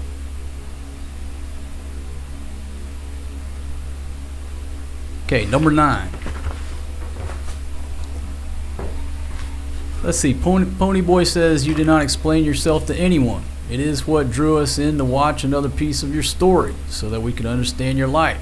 We tuned into every video to get another piece of your story. Thank you very much. And yeah, and you know what? A lot of the story is here. It just has to be weaved together. One video or one comment or one discussion. It doesn't weave anybody's whole story, right? If you watched every one of my videos and you read both of my books, it would weave a lot of the story together and answer a lot of your questions. But you would have to do both of those things to get the pieces of the puzzle weaved together. And that's a lot of footage to watch. That's a lot of airtime to watch. 2 books to read. Got a lot of articles on my website. But if anybody has done all that, well, obviously they have the best picture. You know what I mean? Did I mention I got 2 books for sale? The link is down in the description to my Amazon author page. Okay, where are we at? We just passed number 8. We're going to number 9. Okay, number 9. Before I go to number 9, though, I'm going to read a couple more comments here. Massa Blasta says, I like when he catches Big Pumpkin having done something and confronts her on camera and she gets all anxious and starts lying about it. That's what she does. That's what they do. Filipinas will bola about the least little thing they don't even need to bola about. Like, why did you have to bola about that? Why couldn't you just tell the truth? Daryl checking in from Texas. How you doing? Thank you very much, Bert. Hope you're doing well. See, KC. Yeah, for example, we're talking about sponsorships and stuff and promoting products you believe in. I love my Lodge cast iron 3.2 quart cast iron combo cooker. We're cooking that thing every day. Every day since we've had that product, we use it. That's what we use. Made in America. How could you not want to promote that? Whether or not they offer you any money to do so, you can put the affiliate links and put it in the YouTube shopping. You still make money like that. But you know, I like promoting that product for the reasons I just stated. Great product, made in America, and that's how we cook. So there, perfect example. You know, people hit the affiliate links or do the shopping, you still make some money. I feel real confident about recommending that. Same with my Saddleback leather products. Link to my flight bag is down in the description as well. Those products come with a 100-year warranty.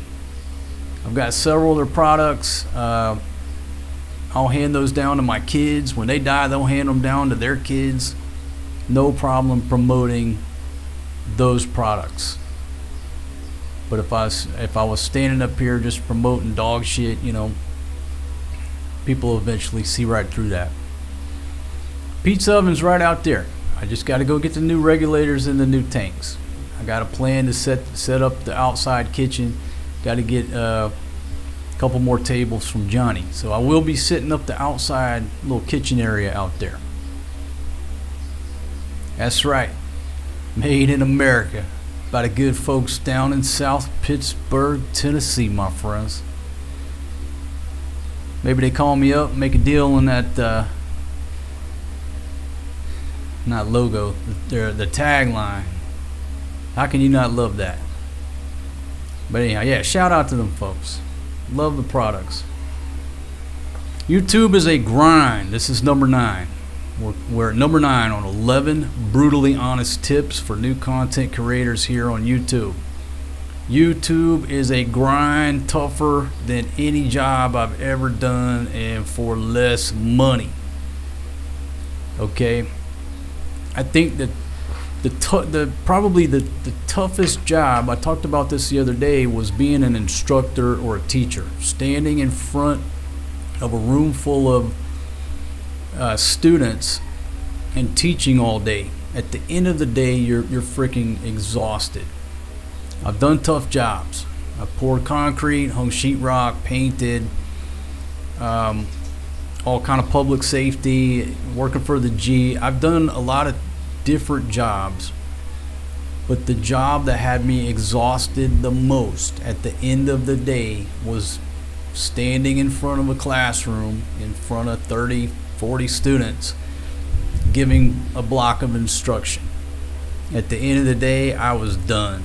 Just mentally and physically, you know, being on your feet all day, but there was the combination of being mentally and physically drained at the end of the day.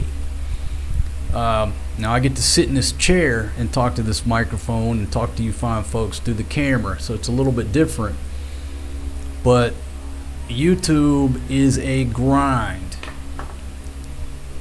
just like any other grind, but it's rougher. It's a tougher grind. It is a lifestyle. So this sort of ties into the first few points. If you're looking to make money and you need a paycheck and a steady paycheck, this is not where you start. You start this as a side hustle. But I will even say this. If you have a regular job, you need a side hustle. There are so many other ways to make money on the side versus trying to do this. If that's your objective, you can make a lot more money doing different side hustles. Okay? For anybody who's going to be in this for the long haul, this is a grind. It is a lifestyle. Now look, here's my examples. Every time we leave the house, okay, up until I punched out of the U.S., I never left the house without a Glock 22 strapped to my side. Okay, for a long time, that was my tool of the trade for what I did for a living. Okay, or some type of weapon strapped on my hip. Now it's become a camera. Now, yeah, I got my cell phone with me, but I'm always rolling with some type of camera. I'm always cognizant and on the hunt for the next footage, constantly. You know, before I'm scanning for threats, I'm in that mindset. Now I'm scanning for something interesting. It's a lifestyle, much like being a cop, much like being a fireman, being a paramedic, being a teacher or a nurse. I mean, it's a lifestyle. And a lot of people, even these big YouTubers who have said, you know, I'm done, I quit, what have you. What do they all do? You wait long enough, they gonna come back onto YouTube and post a video. Some of them might be gone for 6 months. Some of them, you'll see them on other folks' videos. Some of them are gone for 3-4 years. But what do they all do? They all coming back because this is a lifestyle. It becomes a lifestyle. I'm having fun at doing what I'm doing. But I've always been the type of person, if I did not have fun at work, it was time to do something different. And that's why I've done so many things. But if you don't think this is a grind, oh, you're just on vacation, get a real job, you lazy son of a gun. How many times have I heard that? That's the Parrot Award. The Handsome Donkey Awards, if that's all you can hit me with, you're about the 8 millionth person who's uttered that. If you think this is a vacation, you got no idea. Okay? I'm telling you, it's a grind. It's a lifestyle. You're going to work harder for less money. Nobody ever really leaves. They always come back. And I'm not talking about the 99% of the people who fail and give up. I'm referring to the 1% of the people. The 1% of the people who do make some cheese and some cheddar and some chips, who are successful in that 1%, whatever success looks like. If they quit, they coming back. And the ones who are at that point, for example, my friend over at the Outdoor Boys, what's his name, Luke, that guy quit when he was way ahead. Don't make no sense to me, but it's his life. But what doesn't make sense is when you put all this time into the grind to get to that point, you got to ride that for as long as you can. Because until you get there, if you equal out how much you get paid per hour, it's probably like 32 cents. But he got to a point where he's up here. Now his hourly wage for the past 10 years is coming on up there to where it was worth it. But if you quit way up here, it makes no sense to me. It's time to double down. Because you've put in all that damn work and time and effort staring at zeros or for pennies. When you get up here, it ain't the time to quit. You double down on that shit until you can't double down no more. Alright, so there you go. Number 9. YouTube is a lifestyle and a grind. Now, I gotta find number 10. I didn't want to use another piece of paper, so I started writing on the sides and the margin. But I've been accused of being a cheap bastard. Okay, damn, can't read my own writing. Oh, competition. Was this number 9 or 10? I messed up my counting. Number 9. Maybe this is number 10. Yeah, 10. The only competition I have here on YouTube is, I'm gonna leave you hanging. Talking about competition. We're on number 10 out of 11 brutally honest tips to becoming a content creator here on YouTube. I'm going to tell you about the competition. The competition that I have. But first I'll catch up on the comments. Let's see.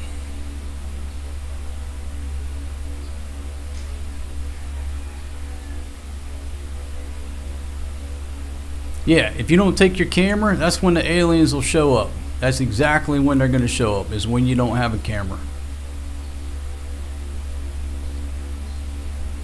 There you go, Brush Bandit. When you forget that camera, some of the best content presents itself. 100% accurate. That's exactly Murphy's Law kicks in. That's why a lot of shit ends up being on your cell phone, because it's in your pocket. All right?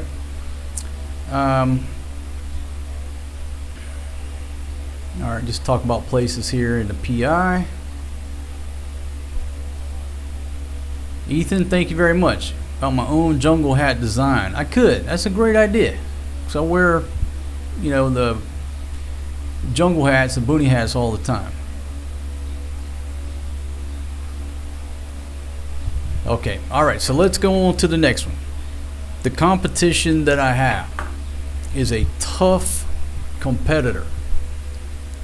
It's a competitor that you face every day, and that will prevent you from getting anything done.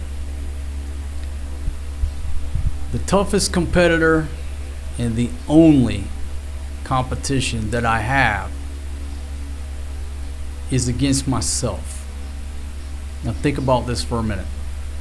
The only competition I have and the only thing stopping me from being productive is myself. The competition with this finger, or this finger right here, pushing the record button. I'm in a competition with myself to either push that record button or not. Because if you don't push that record button, nothing is going to happen. It doesn't matter what this guy is doing, this person is doing, this person's niche, this person's area of operation. All that is just noise. It's noise that I'm not interested in. I don't pay attention to. I don't care what anybody else on this platform or Instagram or Twitch or anywhere else in the world. I don't give a shit what they're doing, because the competition for me is myself picking up a camera and hitting the record button. That's it. That's the only competition that I have, and that's the only person that I'm competing with is myself. Because I promise you this, if I don't hit that record button, ain't nothing gonna happen for that day. Okay, nothing. All right, it doesn't matter what everybody else in the world is doing. Nothing's gonna happen that day. if I pick up any one of these cameras and hit that record button, I guarantee you I'm posting a video for that day. And I'm on the move. I'm doing what I need to do. But if this guy does not grab this camera and on this particular model, flip that screen. This one's taking a little battle damage. Still going though. Flip that screen, get that thing running, and hit that record button. Ain't nothing gonna happen. But as long as I hit that record button, I'm doing what I need to do. So do I keep an eye on any competition in any area, any niche, any subject? No, I do not care what anybody else is doing, nor do I keep an eye on anybody else. I don't care. I wish everybody the best of luck. I don't have time to worry about anybody else because I am worried about the fight with me to push that record button, because nobody is breathing down my neck. I'm not looking at a clock on the wall. I'm not punching a time card. Nobody's telling me to hit that record button but this guy. Big Pumpkin's not breathing down my throat saying, hey, are you recording something? Are you doing something? She don't give a shit. It comes down to one person's self-motivation. I'm competing against the procrastinator in me. I don't say I'm lazy, but I could be lazy or tired for the day. I'm competing against procrastination. I'm competing against analysis paralysis. What am I going to do? What am I going to talk about? What subject should I do today? What's going to get the most views? That's my competition, is against myself. And once I hit that record button, I have destroyed the competition. That's how I look at it. Not everybody does that, but that's my only competitor, is I'm competing against myself. Okay, before I go to number 11, and this is probably the most important. Well, I don't say the most important. I think number 1 is probably the most important. YouTube's a marathon, not a sprint. But to complete the list of 11 brutally honest tips for the new content creator here on YouTube, it's number 11. It's a quick one, but before I do, I'll catch up on the comments.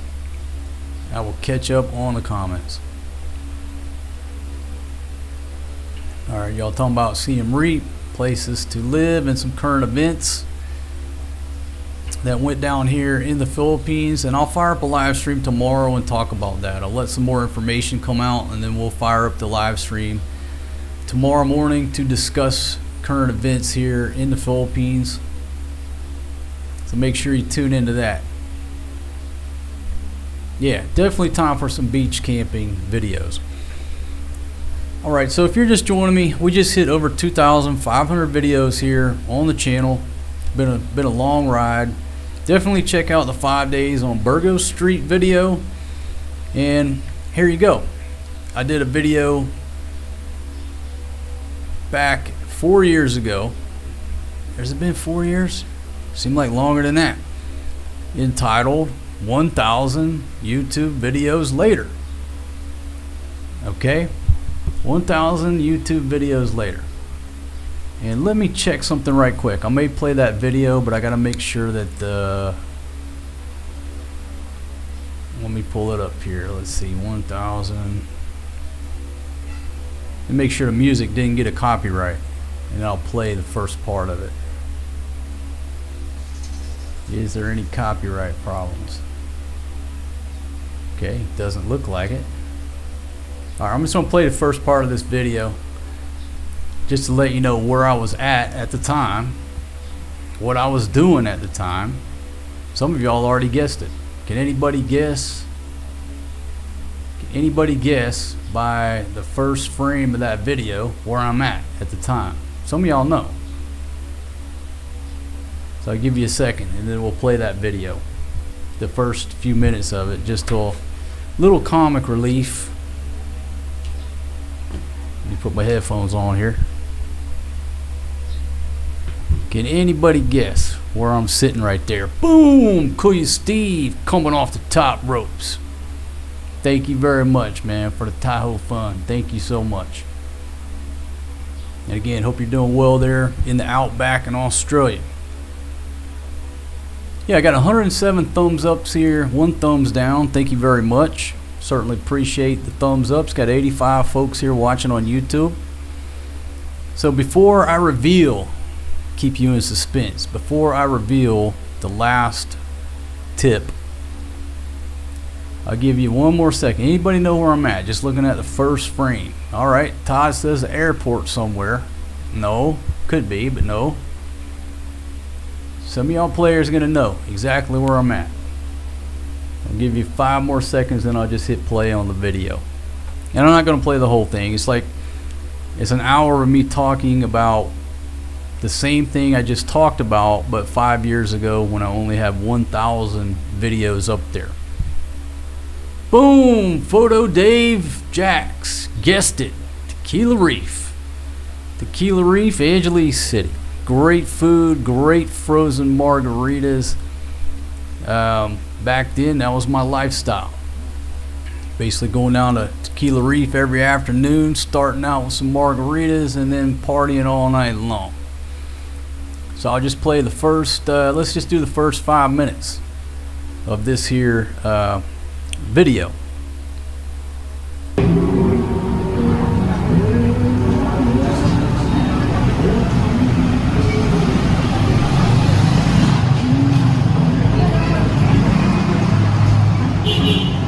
Folks, this is my 1,000th video.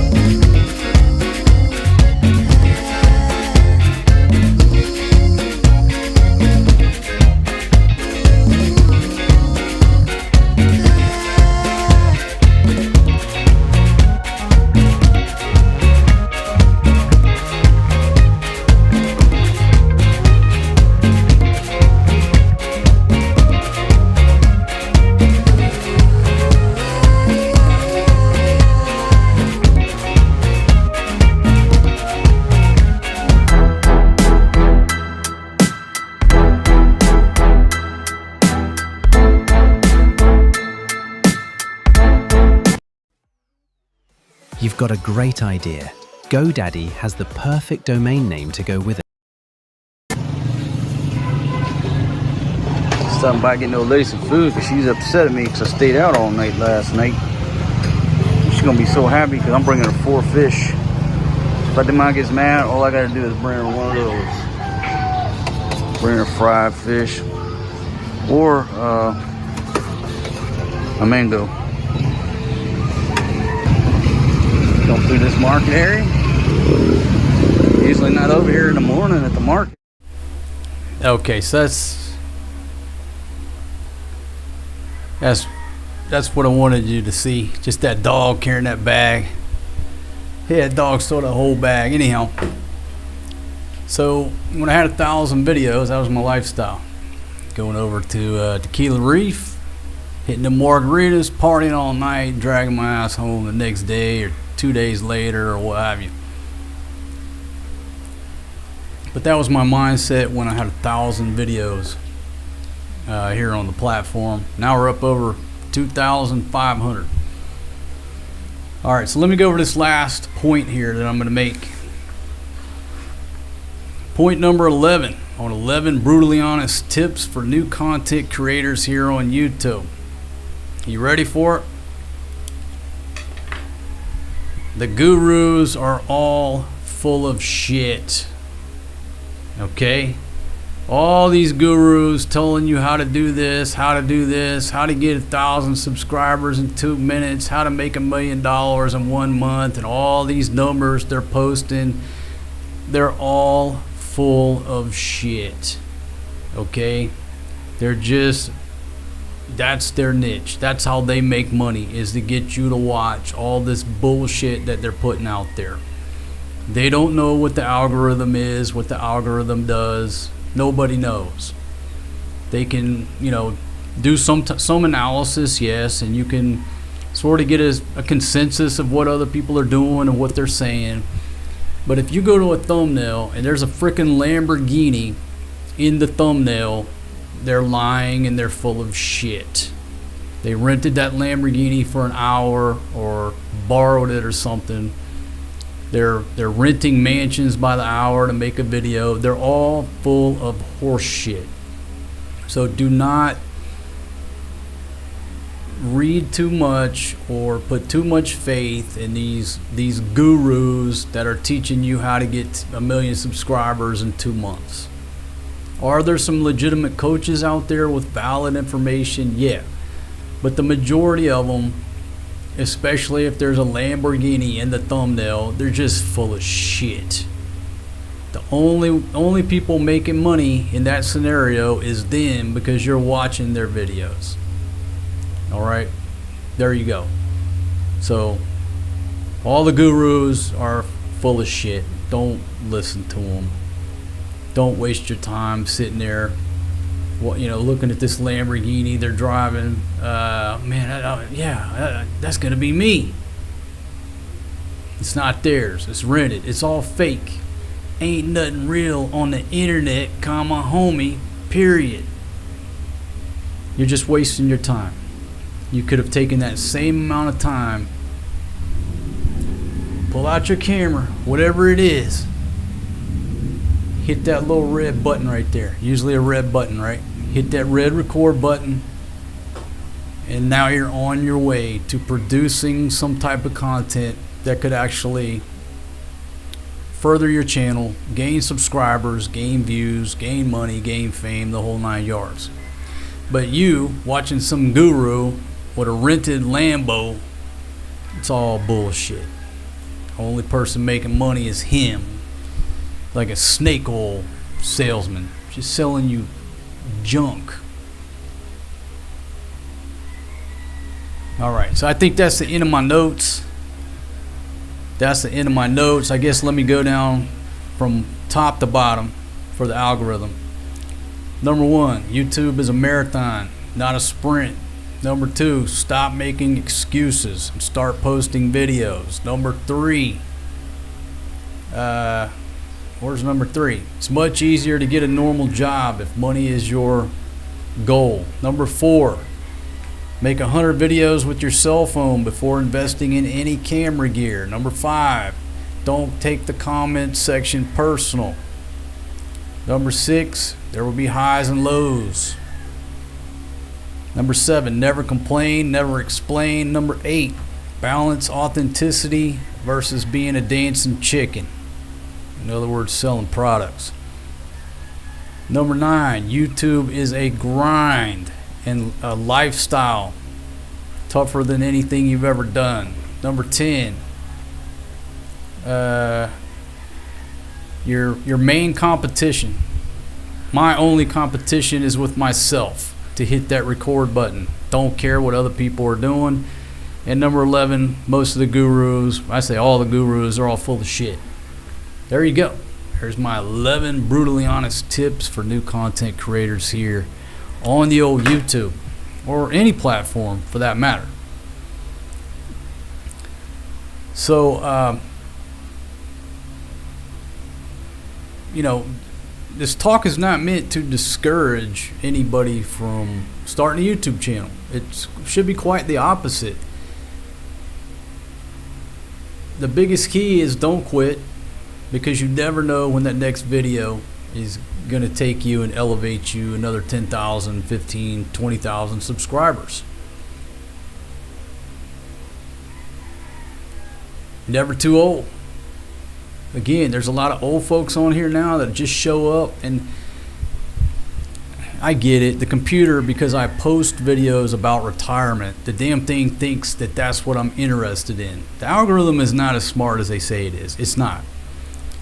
I post a video about retirement, and now it floods me with retirement shit, thinking that I want to watch that. It's quite the opposite. I'm talking about retirement as a subject, but when I go to decompress, I want to watch a World War II movie, and they can't figure that shit out. But I see a lot of these content creators in their 70s. They're talking to their cell phone. They got 5 or 6 videos. They're putting up outstanding numbers. Good on them. I'm happy for them. So are you too old to do the same? Well, what's the difference if you're 75 and they're 75? The algorithm seems to be pushing that right now. So if you're an old guy, start talking to your cell phone, hit publish, see what happens. This one guy I was just sort of looked at the other day. He was talking about in 1 year, he's making more money on YouTube than his pension and Social Security put together. And his initial plan was just make some beer money. Now that's not always the norm. What's the stats? 90 to 99% people fail. But that's his story. Zero investment to enter into this game. Why wouldn't you give it a try? If it's not for you, you're staring at zeros after a few months, you can just quit doing it. Go on about your business. So there you go. That's right. Show them a true YouTube millionaire with a second-hand 125 Yamaha added to my collection here in my $170 million YouTube empire. All right, so that's the show. At this point, I'm just going to open the forum up for questions, general chat, a general hangout. I got 91 folks here now. So if you tuned in for the topic, we've already concluded that. Thank you very much. And if you have any input, please leave it down in the comments for others to learn from. I don't have all the answers. You're not getting advice from the same guy in the same level as Mr. Beast. Obviously, if you want some, what I use, better. I think this advice is valid. But if you want some advice from a guy at that level, I'm not the person. But I have been doing this for a long time, and I'm still here. Better knock on wood. Where do I go from here? I'm just getting started. I feel like I'm just getting started. Any job, it takes a long time to truly learn what you're doing. Even setting this live stream stuff up, I'm just now like confident and comfortable setting this up. I still make mistakes, but it's like I'm starting now to, after 13 years, to sort of like settle in. Anyhow, I feel like I'm just getting started. I ain't going nowhere. Just getting started. It's time to double down.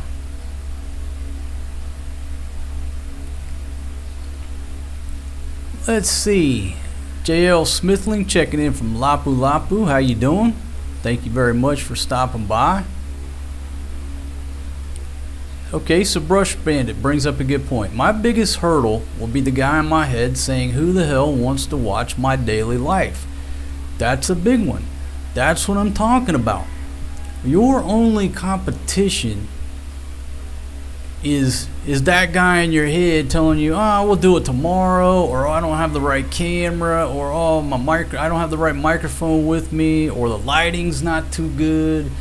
You'll make so many excuses why you can't pick up that damn camera and hit the record button and start talking to it. That's who I'm in competition with. I don't give a shit about nobody else. I ain't got time to worry about nobody else.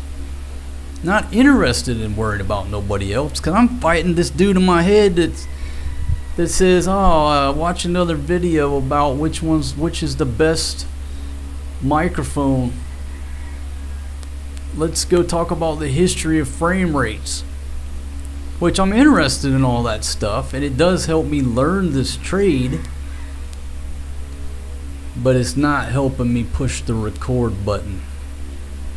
So there you go. But here's the thing, Brush Bandit.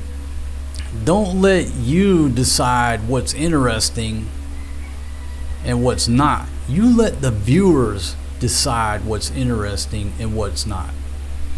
Because there was a time of my life where I said the same shit. Who the hell is going to watch my daily life?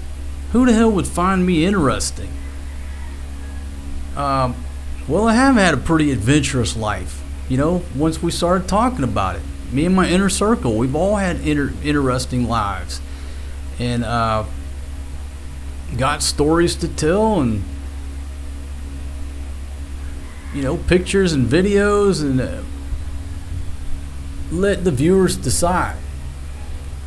You know, if I was doing this after 13 years and I had 2 views, well, maybe it's time to do something else. Maybe I should try Instagram.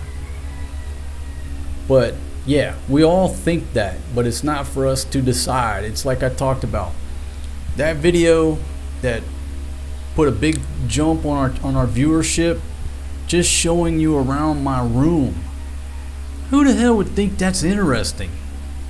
I was just doing it because I was drinking and I thought it was funny. I was entertaining myself, and guess what? It appealed to the masses, and I did a lot of furtherance of what I'm doing here. Off of one video showing you around my room. I'm like, why would anybody think this is interesting? Fuck, I'll make it funny. Let's do it. Here, hit record. That's how it went down. It wasn't scripted, planned. I didn't care. I'm going to create. That's my position. Everybody else, that's their job to decide whether they like it or not. So it's one of those things back in the day, jobs or women. I'm not going to turn myself down. If there's a beautiful girl over there, I'm going to go introduce myself and see if I can spit some game and get a date. If she says no, quite fine with that.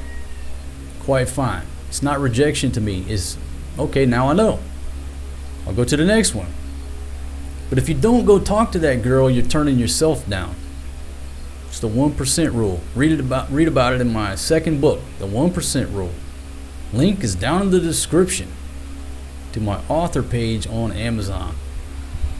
Same way with a job. Okay? If there's a job opening at your job and it has all these requirements, right? There's a million requirements, and you read it and you're like, I don't meet this requirement. Don't. Bullshit. If a job comes open, you put in for it. You apply. Because nobody's going to meet all the requirements anyhow. They never do. If a job pops open, you put in for it and you let them turn you down. You don't turn yourself down. That's silly. A lot of interview is what? Whether they like you or not. Who gives a shit about the ink on the paper? So with women, with jobs, with videos, you got a camera in your hand, people are talking, you got characters, whatever. Put it together, let the viewers decide if they like it or not. Yeah, I got to get over to Corregidor. Never been over there. We've been to various military historical sites here, but we've never been to Corregidor. And the Filipinos don't really care about military history. They just care about the barbecue out front. And they're always rushing me. You know what I mean? They want to get the barbecue, eat, and then they're ready to get in the van and go. And I'm over there trying to read about the history of the place. Yeah, I do miss them old school streams. Sipping on some Captain Morgan's, burning them steaks. Now, I ain't never burned nothing. I just like all my meat cooked well done. A little char on there. That's right, subscribers are going to come and go. You can't beg them to stay. People's viewing habits and interests change. You know, early on there was a time in my life where I was dreaming about moving to Thailand. What did I do every night? I sat there and I was watching Walking Street videos. Now, not interested. So people will come and go based on their interests, where they're at in life, the move that they've made. A lot of my viewership here throughout the years has been folks doing research because they're thinking about moving here. And then once they move here, okay, they live here. Why do they need to watch my show and So yeah, you get people coming and going. What do they call that? Ebb and flow? Or I think they call it churn. Or maybe I'm thinking about churn and butter. Anyhow, when you gain subscribers and lose subscribers, it's a constant like this. You know what I mean?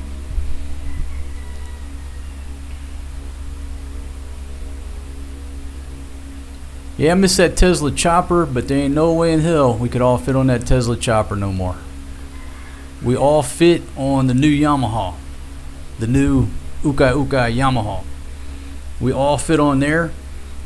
And you know what? I'll do a video. Today's or tomorrow's video, I'll just show you the upgrade that I did on there. And I'll tell you what it is. It's not a big deal. I just took that duffel bag. I think it's a Cabela's duffel bag I got from a thrift shop in Montana. And I just strapped it on the little metal rack on the back. And the metal rack is a very heavy duty rack. Well, Big Pumpkin, when we roll 4 deep, her caboose hangs on that rack. And she was complaining it was hurting her booty. Well, now that I put that bag on there, I can put the helmets in there, and then when everybody loads up, the bag is flat and it's padded on the bottom. Now her rear end don't hurt. So it's like dual purpose. So in tomorrow's video, I will show you my new addition to the Yamaha. Yeah, All in Alabama. I love that song. What do I think of Vietnam versus the Philippines? Oh man, I love Vietnam. But as far as relationships, I never really got into any experience with Vietnamese chicks. Every time I went over there, I was with my Thai wife. So I found it a little difficult to explore the dating scene. But no, I love Vietnam. I love it. If I had a choice of living in Vietnam versus the Philippines, personally, I'd rather be in Vietnam. But I can't speak very intelligently about the relationships with Vietnamese chicks. I can't do it. But I'm willing to learn. We're willing to learn. Damn, that movie line just popped in my head. Stripes. No, but we're willing to learn. Anyhow. Yeah, so far the bike's been a champion. It's a Yamaha 125. Considered a proper motorcycle, even though it's only a 125. It's not a motorbike, it's a motorcycle. I'll just talk about that for a second. It's like a 3/4 ton because it's got 4 shocks in the back. You know, it's got dual shocks for extra weight. But if I'm just riding it by myself, it is a rough ride. The roads here are in many places rough, and it just feels like you're just getting beat to death because it's very stiff. Now, if I load it down, just like a 3/4 ton Ford, you put a load on it, and I ride smooth. So when I got 4 deep, we riding smooth. Just me, some of these roads will rattle the damn teeth out of your head. And one of y'all said, hey, just take off one set of the shocks, it'll ride better. But I don't want to. I want to keep it ready to carry a load in a bug out situation. So that's the one thing I would say about it. If you're looking for a really smooth ride, maybe you want to look at a different bike. But again, the thing is quiet, great on gas. I spent 400 pesos on gas, run that thing every day last week. So in my mind, I'm going to spend,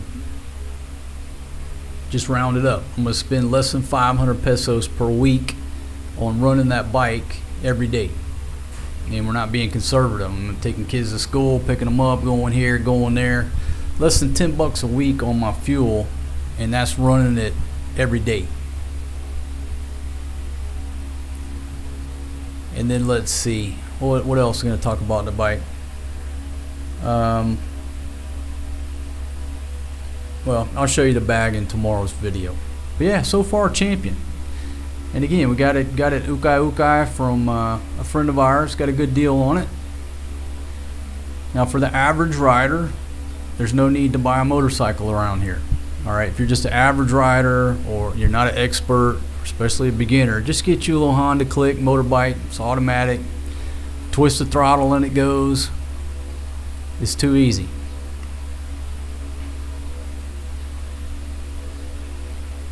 Yeah, you can hear the rattle in my voice on some of these roads. Absolutely, you can. You know, the roads here are, I mean, I'm used to riding motorcycles, motorbikes over in Thailand. It's just a joy. Here, not so much. You got to pay attention to the roads. Some of them are rough as hell. There's a lot more pitfalls and hazards. It's not the, you know, just driving through the country, not a care in the world. Here, you better pay attention. All right? If you're one of those that's big into motorcycles, move to Thailand. If you're a big motorcycle guy, Harley guy, really into motorcycles, move over there. It's just a wonderful place to be into motorcycles. Let's see. Izzy says, according to MAS, is that supposed to be Maz somebody? Maz Matt. If you live in the Philippines and have a VA disability, blah, blah, blah. Let's see. Top James had the 155 TMX. Yeah, normally I'm a Honda guy, but again, I did I've been thinking about this Yamaha for a while, just the way it's set up. The big thing is that floorboard where multiple people can put their feet versus just the pegs in the back. And then those double shocks for the extra weight. It just works out good for me.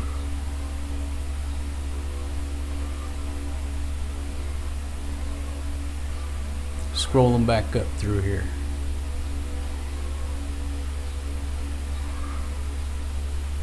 See if I missed some comments here. Let's see. Jigs to Jig Fishing, checking in from Riverside. King B, how are you? BA says headed to Thailand tomorrow via Toronto. All right, my friend. Hope you have a safe flight. And then again, we're talking about current events that have went down here in the Philippines over the past few days. I'll make that the topic of tomorrow's live stream.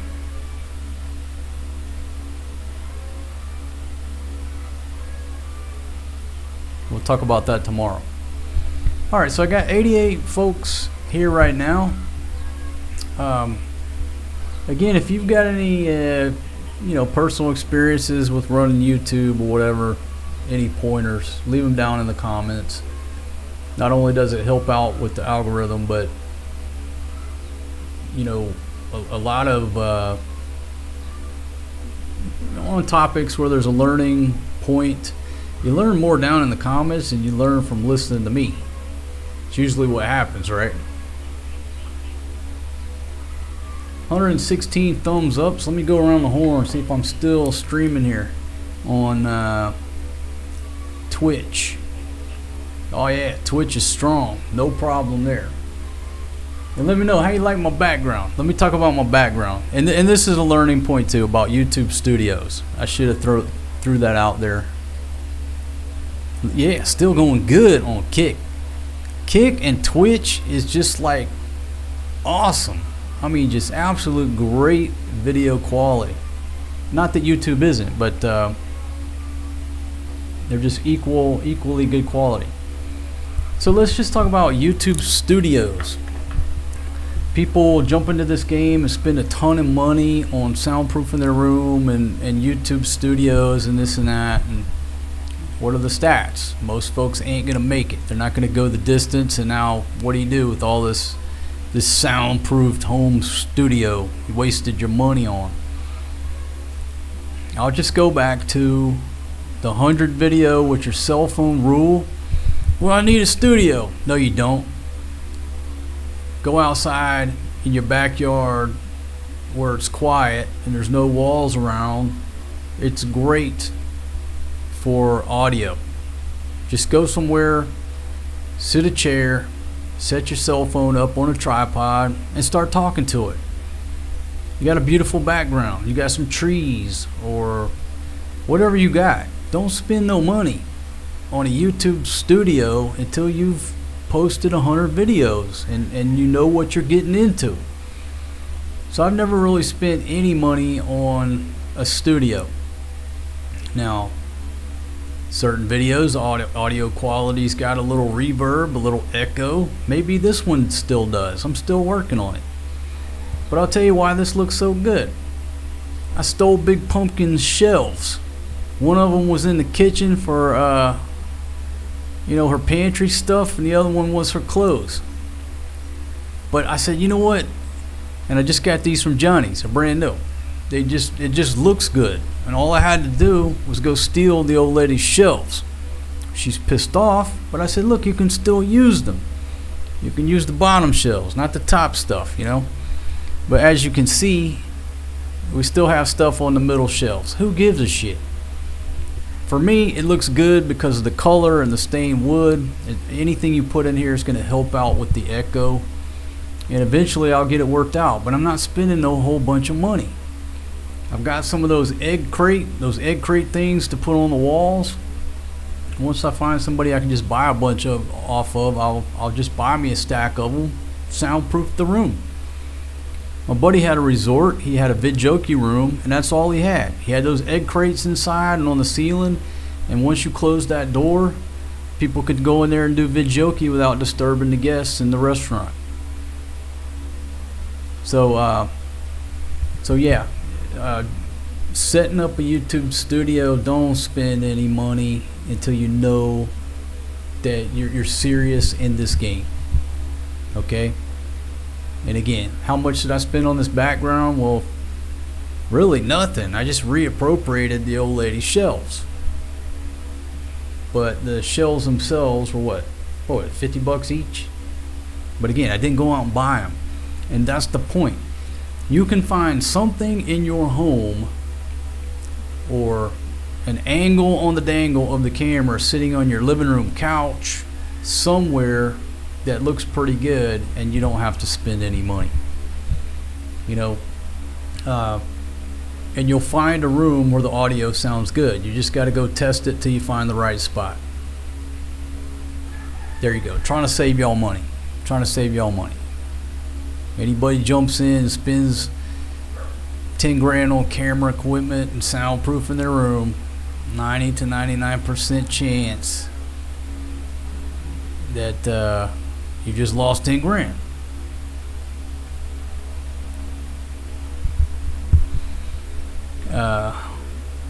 Let's see.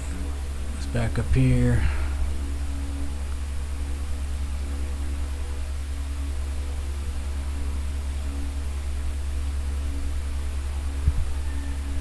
Yeah, I could sleep in my soundproof studio so I don't have to listen to the roosters. Yeah, here where we're at now, we have some roosters in the neighborhood, in the village, but they're like normal country roosters. Talked about this yesterday, Okay, growing up in Mississippi, when right before the sun starts coming up, you hear some roosters. It's time to wake up. No problem.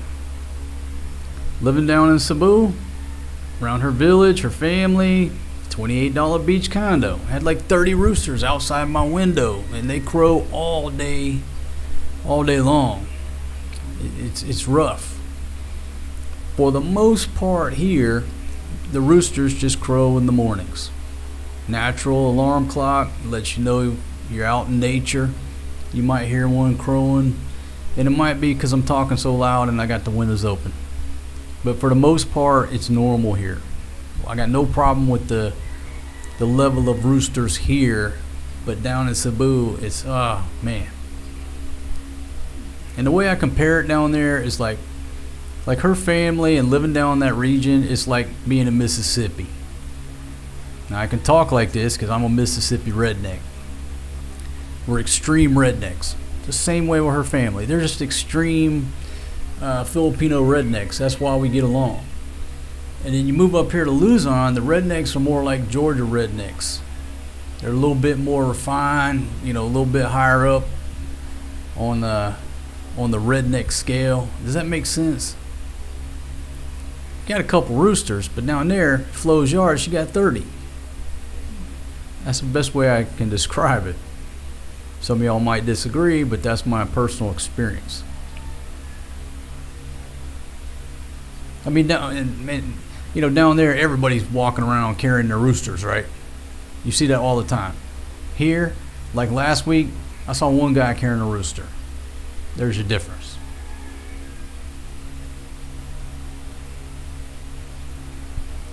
Let's see, Guapong, how you doing, my friend? Card Shop Reality, yeah, in Louisiana. Yeah, so you know like the different levels of rednecks, right? It's a happy medium up here. I'm still out in the country, but I just don't have that extreme like I do down in Cebu. The other thing too, look at this. Now I got a place to put my drinks. If you put a drink on the table the same level as your camera and computer equipment, at some point you will spill it. Just like I spilled a beer on that brand new laptop. Big old Heineken back in the day. I was pissed off because I screwed up my laptop and I spilled my beer. It was nice and cold.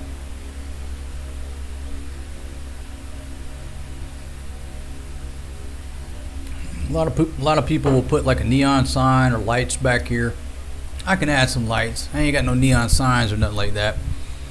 They give me a cheap lamp or something, you know. But the other thing I like is, see, I can showcase the products. I did make a mistake though. I set the depth of field, well, the aperture at 2.0. It's focused on my head. It's out of focus back here. Next time, don't use a 2.0. I do a 5.6. All this will be in frame. You'll be able to stare at the products up here that I'm showcasing.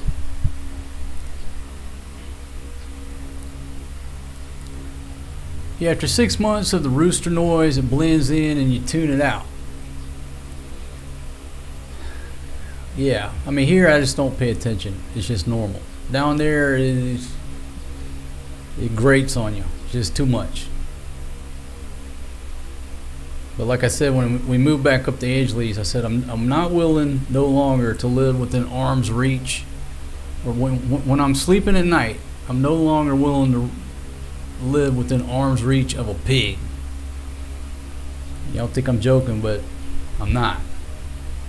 If there is a pig on the other side of my concrete wall, I'm not cool with that. You know what the sound a pig makes when it scrapes up against the concrete wall? When it's on the other side of that concrete block? Anyhow, another story. You don't get good sleep when you're hearing that pig on the other side of the wall. Vacation in Las Vegas. All right. I miss Vegas back in the good old days. I drove through there, what was it, 2020? Anyhow, my short trip, I went back through there and it was sad. But back in the day, man, when I was, we're talking 20-something years, 30 years ago, the Luxor. Roll into the Luxor. Get upgraded to a suite. Those were the days back then. Vegas was the place to go, and it was cheap. Hotel rooms were cheap. They had the mentality, just get you there. Cheap flights, cheap hotel rooms. They're going to get your money one way or the other. Now they say it's so expensive, nobody wants to go there.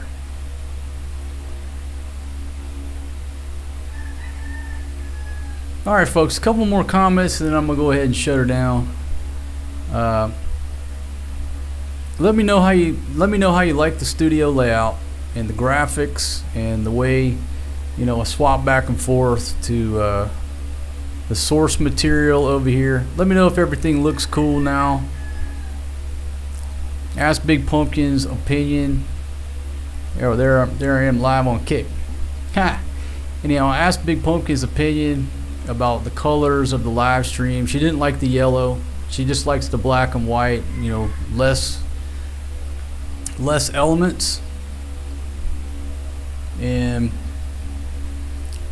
let's see, I think my friend Living Blank was the one who said, when I was that small box up there, you couldn't even see me, that wasn't good. So I did the 50-50 screen. This seems to be working out pretty good. But any comments, let me know, and I can make the changes. And this is what happens when you stop drinking and start digging into this stuff. Before, I had no idea how to make this box do this and how to put the source material over there. You know, I just knew how to turn it on, and it came with the little small rectangular box. Now I know how to make all this stuff do exactly what I want it to do. So 2 years of not drinking has really taught me a lot of things about how to use this equipment. Now I'm okay to go back to drinking because I don't got to figure it out. I've already figured it out. Let's see, Benito says it's good. Card Shop says I like the studio. Guapong says it looks good. Massa Blaster, thank you very much. Looks great. You seem more relaxed with the comfortable shirt. Well, I mean, here's the thing.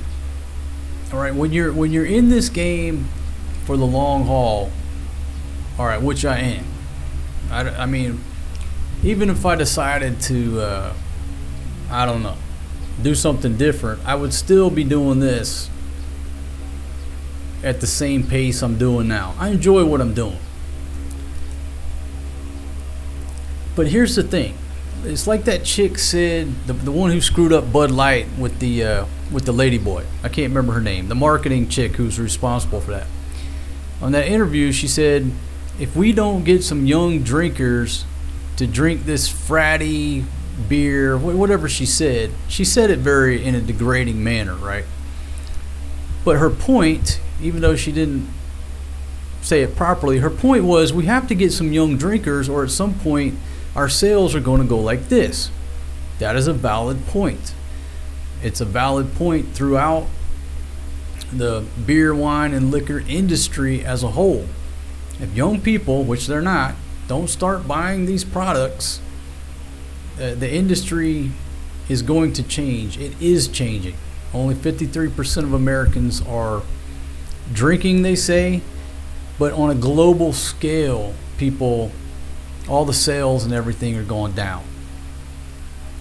So if that industry doesn't figure out how to get these skinny jean wearing Call of Duty shitheads to drink a beer, well, the industry is changing. A statement of fact. So with all that said, she was right. She just said it in the wrong manner to piss a bunch of people off. But in the long run, I'm the same way. I've got to keep getting, like anybody else, you've got to keep getting new viewers, younger viewers, or else at some point you just sort of fizzle out. You have to keep innovating. So that's what I told her this morning. I said, you know what? And she always says the way I dress makes me look old anyhow. I said, this morning, since I'm talking about a subject, there are going to be some young creators here trying to figure stuff out because they're staring at zeros, just like I did, just like Mr. Beast did. Can't figure the shit out. How do I sort of connect to the younger generation? I said, aha! I'm going to wear a hoodie. I got one hoodie with me. I think I got an orange one over in Thailand. But when I put this on, she said, yeah, you look 20 years younger. Mission accomplished. Now, see, I got a better connection with the younger generation. Might get some young followers because the majority of our viewers are my age or older, with the biggest demographic, I think, being 65 to 70. So, you know, you always got to innovate. You always got to try to find new viewers. You know, stay loyal to the ones that you have, obviously. And that's what Bud Light did. Her part of her mentality was, okay, we got to get younger drinkers, younger beer drinkers. But they made the mistake of pissing off every current beer drinker. So there was a little flaw. So you got to stay loyal and dedicated to your normal viewers and subscribers, but in the same sense, you have to get the younger viewers as well. So this is my attempt. I'm wearing a hoodie. What y'all think? I mean, she already said I look younger. All you got to do is put a hoodie on. I'm not a hoodie type of guy. But hey, sometimes you got to do what you got to do. There you go. Top James, 65. That's the, you're in the majority of our viewership is 65 to 70, right around that age range. We have very few younger viewers. And, you know, I mean, first impressions are important. They tune in, they see a dude dressed like their grandfather, maybe they're not interested. They tune in, they see a dude wearing a hoodie, looks like about 25, 30 years old. Okay, maybe they stick around. Yeah, I always got my shirt tucked in, like an accountant on vacation. That's just the way I was brought up, you know. My grandfather always tucked his shirt in. And, you know, still in my mindset, if you don't got your shirt tucked in, you look like a slob. You're a little sloppy. Tuck your shirt in, boy. What you doing? But I get it. Not many people over here tuck their shirt in. But it's just one of those things. And Fatima says the same thing. Everybody looking at you. You got your shirt tucked in. I just don't feel comfortable unless I tuck my shirt in.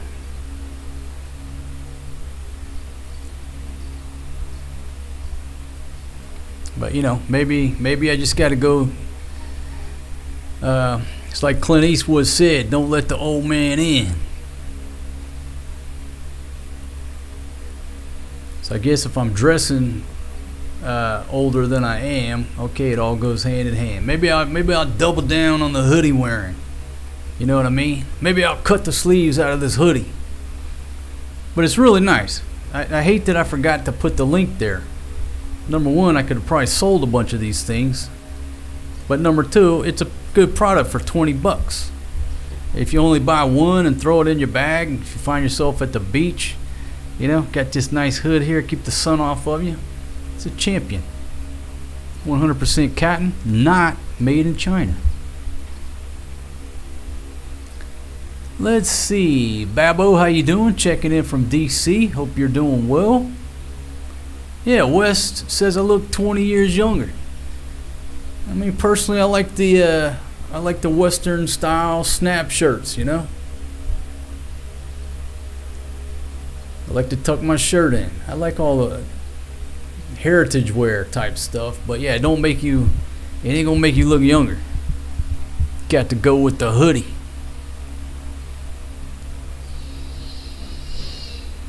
Let's see, Guapong says a really good thing. You're not sitting there shit talking other content creators.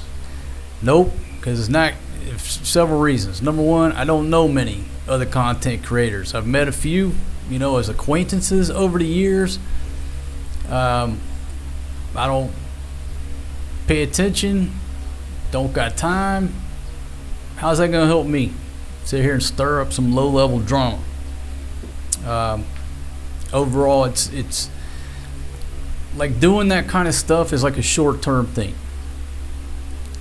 And what I talked about earlier is how these one-click commanders show up sitting on the bar stool, instant experts on the country and the region, and that's what they do. They start shit-talking people with a following, and that's how they get going, but they always flame out. They'll always flame out. So somebody shows up talking shit about me, hey, you're just another dude gonna flame out. Got nothing to do with me.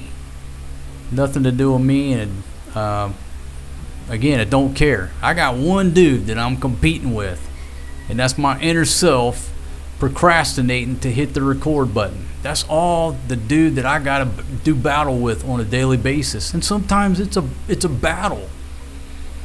Whether it's analysis paralysis or just can't decide on a topic, can't bring myself to hit the go live button. I mean, I'll tell you, when I get all this stuff set up, I do a function check, and sometimes there's a delay. There's a lag where I'm just staring at that go live button, just trying to push myself over the edge to push the button and stop talking or start talking. I just like freeze. It's like sort of like stage fright. Once I hit the go live button, all right, then I'm on cruise control. I'm good. But up until that inner self forces me to hit go live, I'm coming up with 9 million reasons why I can do this tomorrow.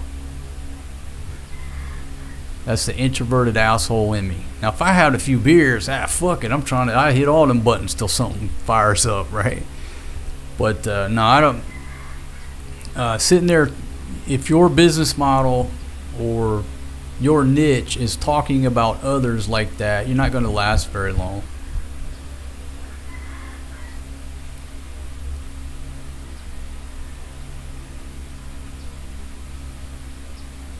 Yeah, there's a low. People want to know the chismes and the drama. That's what people want to hear, but they don't like the trash talking. It's not gonna work out.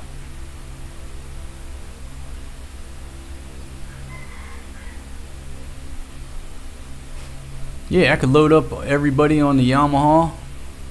We've been talking about going up to Pundakit just to take a quick trip up there, spend the night. I still got to get down. I keep telling her, hey, we got to go down and try to find the boat crew. Our boat crew was Captain Fred and First Mate Ruben. Now, I don't think Captain Fred is probably still in the game. Maybe he is. I don't know. But he was getting pretty old there when we left. But Ruben should still be in the game. Maybe Captain Art's still over there. I don't know. If not, I got to find a new boat crew. Once we get the people in place, then it'll just be just be one call. Hey, pick us up here at this time. This is where we're going, and we'll get back into that routine of going out on the boat and camping and all that. Rome wasn't built in a day. We're over here. We're moved in. We got the kids in school. Sort of settling in. Now I got to branch out and go get the boat crew set up.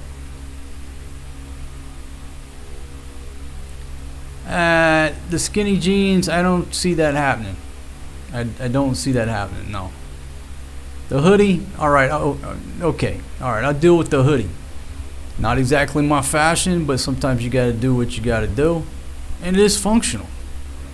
It is very functional. You go to the beach, you just take your shirt off, what have you, but you got enough sun, or you're out on a boat or on the bike. You got the long sleeves so your arms don't get burnt. And you're out on the beach or the boat, you got this hoodie, keep your head from getting burnt. Great concept. It's just not really fashion. But maybe I try to tuck in the hoodie, see how it looks. Best of both worlds. What do you think?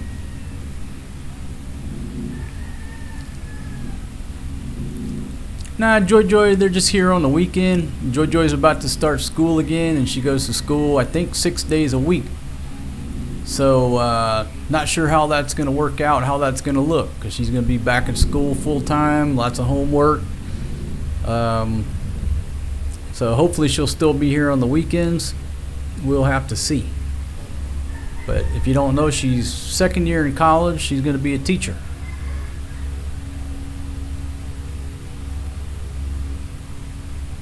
All right, folks, a couple more comments. I'm going to go ahead and shut her down. Getting a little toasty here today. Got no rain today, just a beautiful, partly cloudy day. I don't have the camera set up where I'd show you a look at the mountain. Just beautiful weather here now. Just a recap of Typhoon Indai. Was Super Typhoon Indai.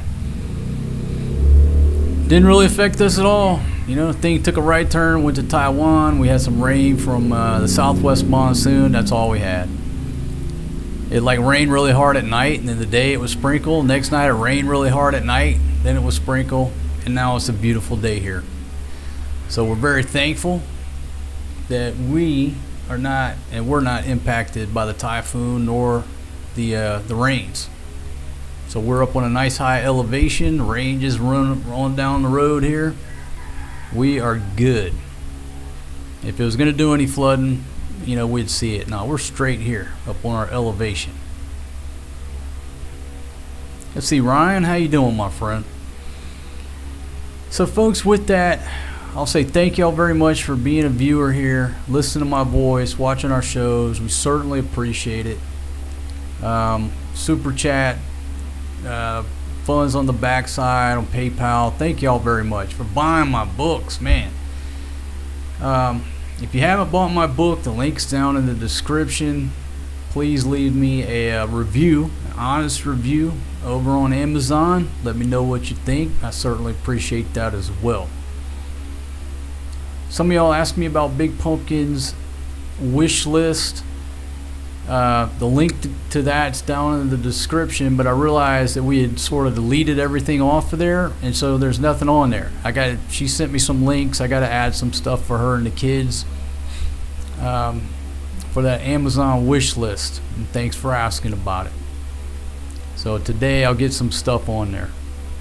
I just cleaned it up, deleted it, and then never got her to add some more products in there. All right, folks. Again, thanks for joining me. Hit that thumbs up on the way out. It helps out with them old Google squirrels. And if you do decide to start a YouTube channel, I hope I helped. At least invoke some thought. Good luck to you. Welcome to the grind. Again, it's been a fun ride for me, and I'm just getting started. I ain't going nowhere. I'm just getting started, about to double down. That's the way it's got to be. All right, folks. With that, I will see y'all on the next one. Y'all have a good one. And peace out, my friends. I'm out of here.